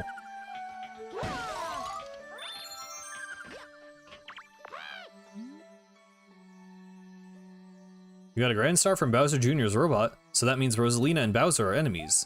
Well, we have to help Rosalina and find out where Bowser is hiding.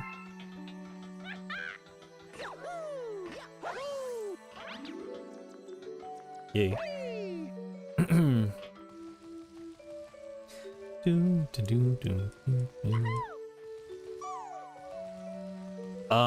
Well, we gotta play Space Junk Galaxy. I mean, we gotta.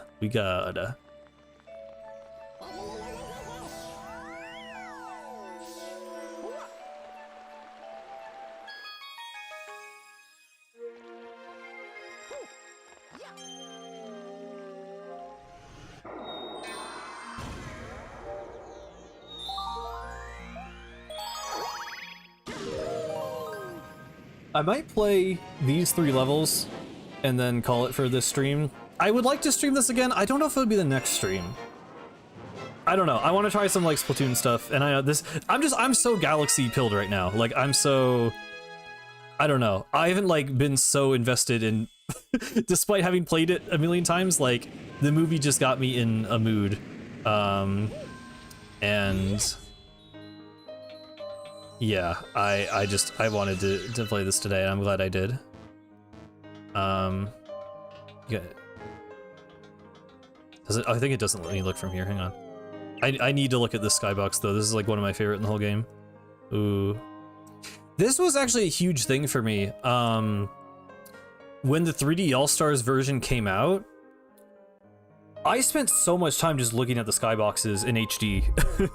I love seeing this game in HD. Like for other classic games, I actually like. I'm weird and I like to play things in like their original resolution and everything if I can. But like seeing these in HD is so nice, man. They're so pretty. I mean,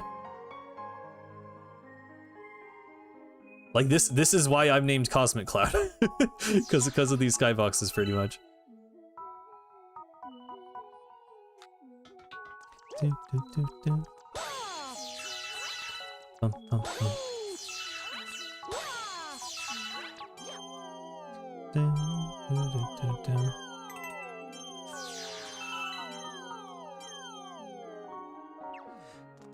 ba, ba, dun, dun, dun, dun.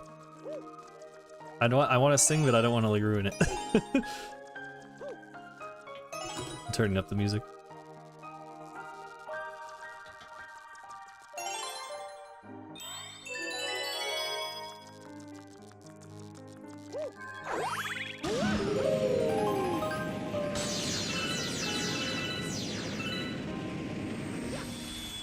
Oh yeah, this is Olimar's old ship. It's always a cool Easter egg.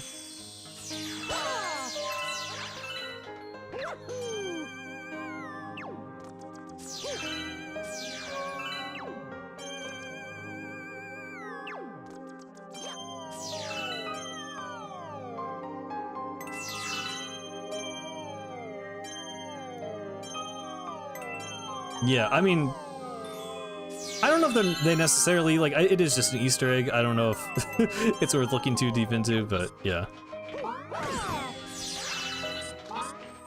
The Quiet Sadness of the Cosmic Cloud YouTube channel.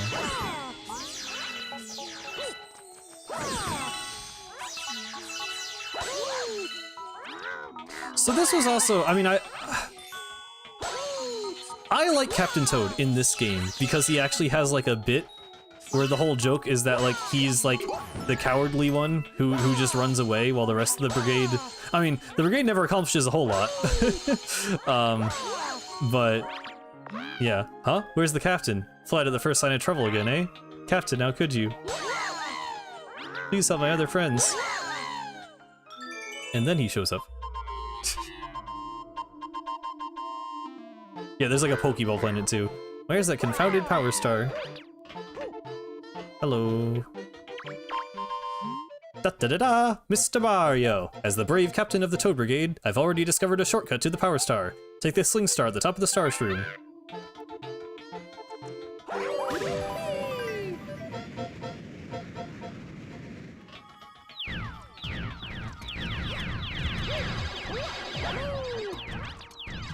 This is always an interesting gimmick.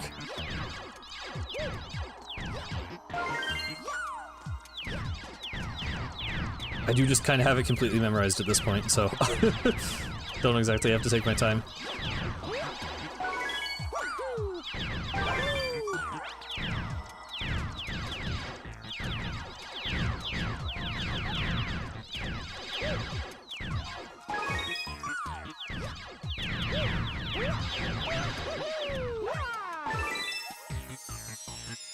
I really like the silver stars too, like, you know, they do like the shards in Odyssey and in Bowser's Fury, but like, I mean, I don't know, it's not that deep. I think it's visually a lot cooler to see the silver stars combine into a gold star than just like you get 5 things and then the, you know, the moon or the cat shine just like spawns in with no animation.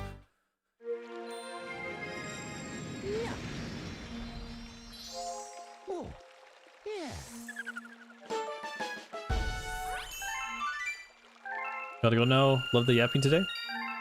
I'm glad you enjoyed, young Cato. Hope you have a good day. Thanks for hanging out.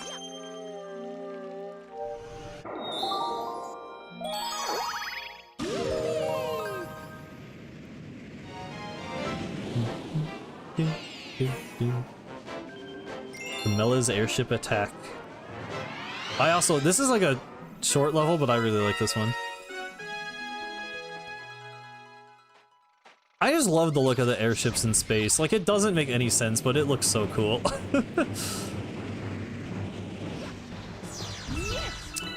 Oh, there's another glitch here. I'm not going to attempt it, but you can clip into one of these star shrooms.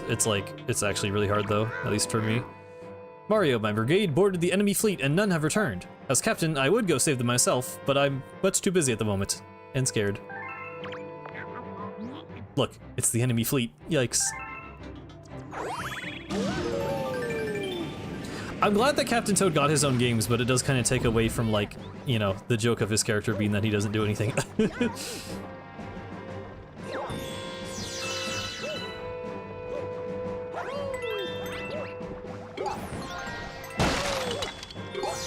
Yeah. I guess the idea with the black holes is just, like, so you don't think that you can wrap around to the front of, like, the airship, because, it's, like, you know it doesn't have gravity.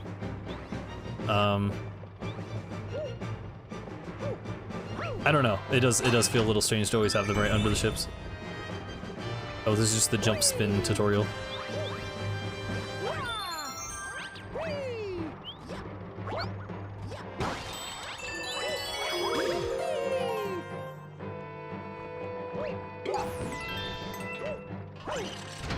Yeah, you long jump into the ship and bonk, and Mario, like, his, like, position gets messed up, but I remember trying it, like, a million times and not getting it before, so I don't know.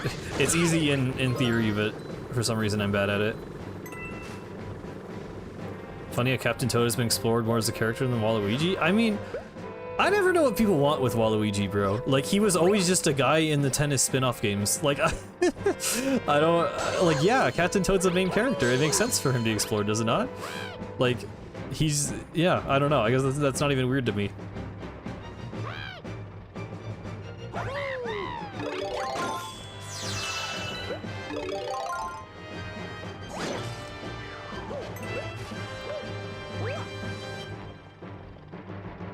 I got his game for Christmas and it made me lose my original Splatoon cartridge.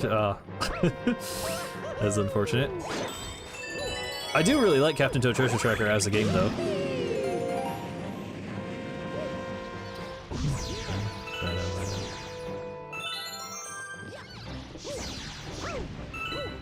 I mean, it's the same thing as Agent 4 for me. Like, I don't really get people getting attached to characters before they have content to allow you to get attached to them. Like, that's just never how I operate. So, like, I'll care about Waluigi when they give him a game or a story or, like, a character that is consistent. He just doesn't have anything, so, like, I don't care until he has something. I guess that's my take on it.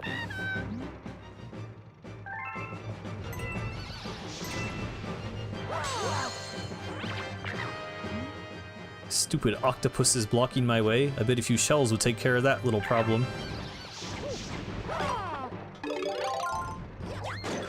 Oh yeah, this game has red shells. They're like really useless and not even good at homing in on things, as you can see. I don't even know why they're in the game. Wasn't there a feat game with Waluigi? I assume you're talking about the Dance Dance Revolution game? That's one way to describe it. I think he was just like the final level of it. I don't think it was like his game. It was still a Mario game. I mean, I don't think...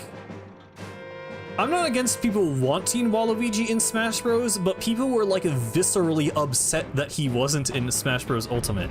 And like, I don't know why you would expect him to be there. I think it'd be fun. I mean, like, Piranha Plant got in, so like, sure, like, I think he could. I just don't know why you would expect it or anticipate it. I do not know what game you were talking about. I don't think that was official. This song is a banger, by the way. I always love this boss theme.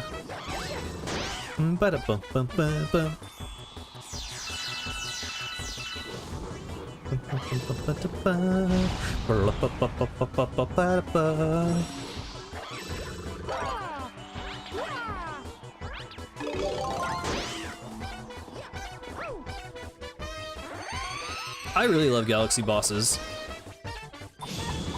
I think, I don't know, I really do think they're just the best in the series. Like, some Odyssey bosses are cool, but Galaxy just has an insane quantity compared to most Mario games, and I feel like the quality is generally really consistent.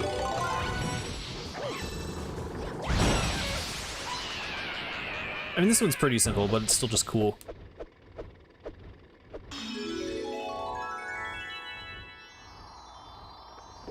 I really always loved the like drifting little bits of space debris in the background here.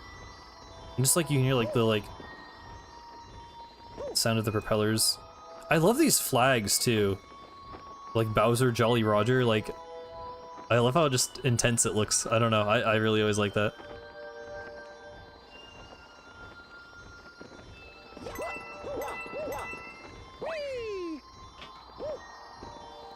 God, I gotta be fancy with it, hang on.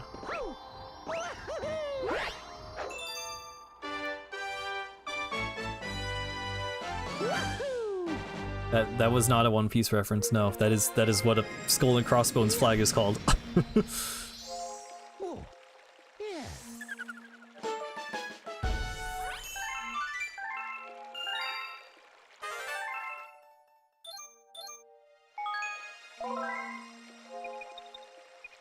All right, we will fight Tarantox and then call it a day.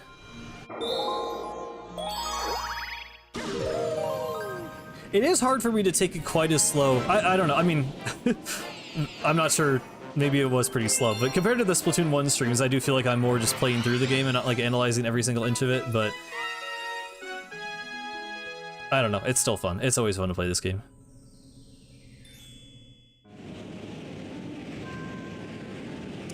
Music, dude. The spider has a name? Yeah, bro, it's right there.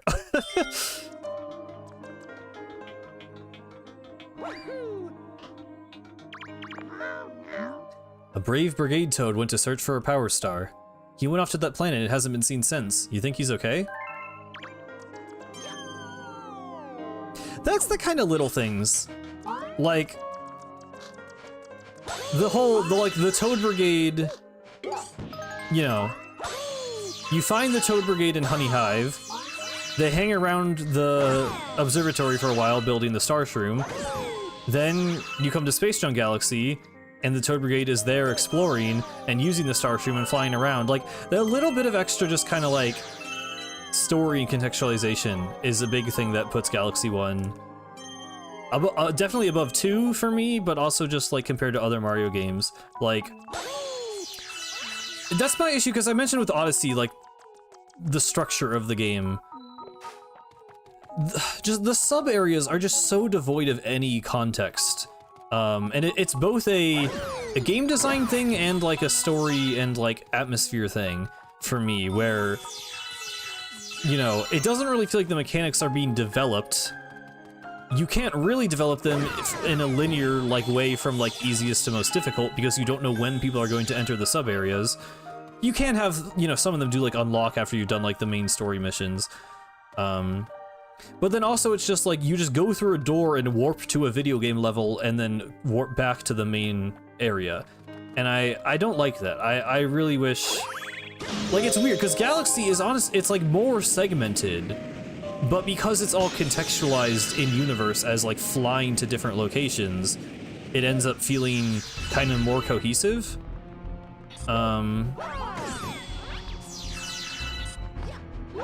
I think that's, to me, that's a thing that matters.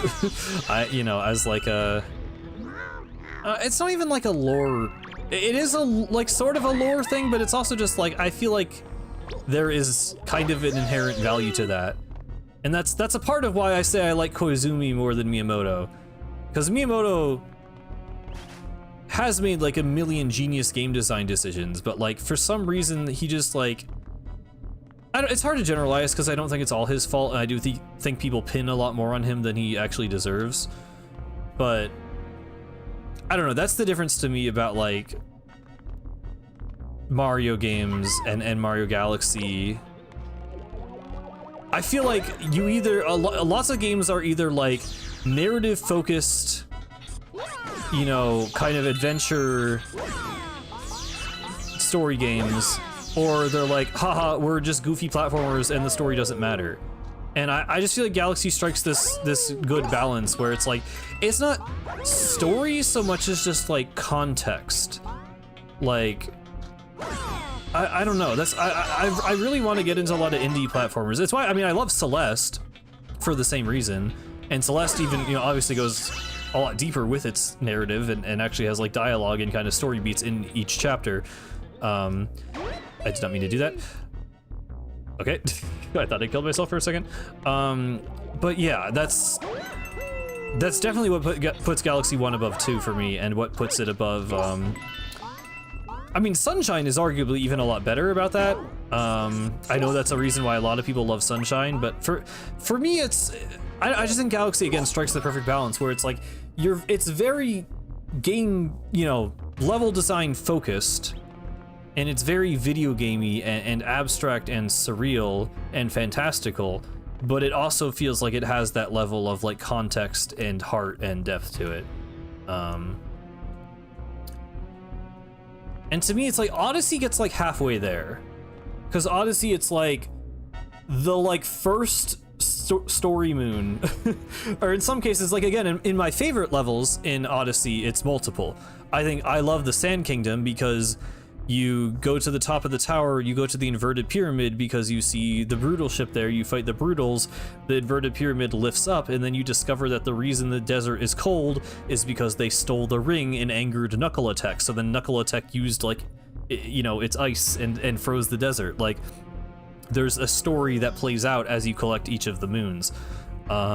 Wooded Kingdom on some level does it too. You have, you know, they steal the flowers, and then there's like the robot, or the robot is stealing the flowers. I don't know.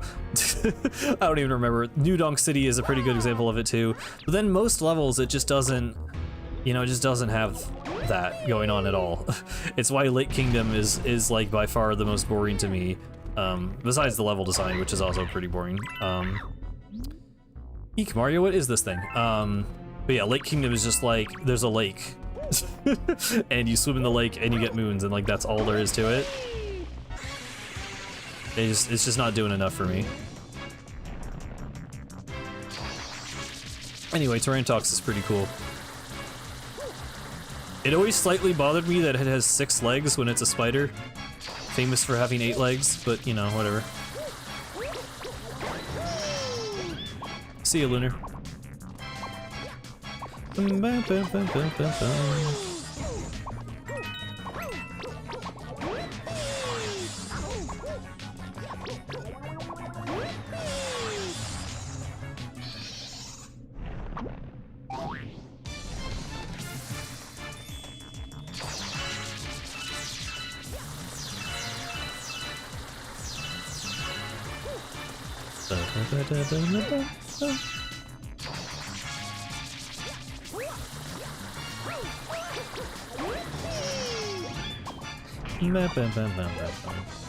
I always liked how unique the damage method for this boss is. Like, this feels like a very natural evolution of the sling pod mechanic, and it's actually like can be kind of tricky to deal damage in time if you don't know what you're doing.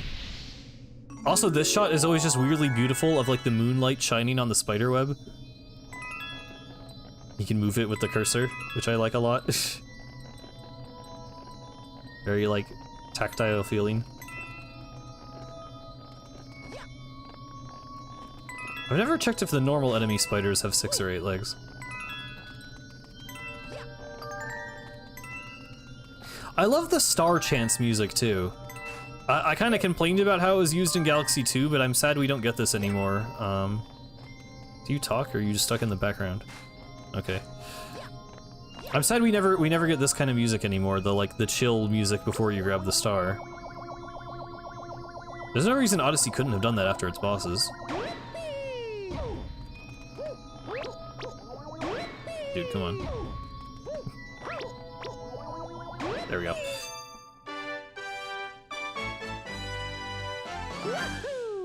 Okay.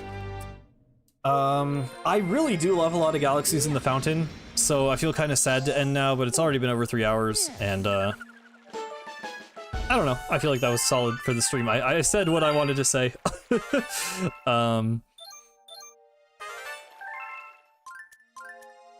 I think we might save the rest of this for another time. I could kill I could kill the spider with no issue, but I couldn't grab the star. But yeah. I don't know. Well, okay, before I leave. Well, I don't know. I'm just thinking ahead now, because a lot of things in my mind have been like leading up to the Galaxy movie. I'm like, they're not gonna announce stuff, they're not gonna whatever, we need to let, you know, give the Mario movie time to breathe. And now that it's out, we're back to direct cope, I guess. I don't know where I'm like going with this, but I think April could be our month. I know February wasn't our month, and then I said early March, and then March wasn't our month. And now it's April, but like, I think April could be our month, you know? No, I mean, there will be a direct in June, but I'm thinking before that, we get an announcement. I've lost hope for a direct. I guess I shouldn't have said direct cope. I think we're not getting a direct till June. I think it is actually possible we get Raiders news before that at this point. Partially due to some of the leaks that have been going around that you guys may or may not have heard about, which I don't really put too much stake in, but it also just makes sense.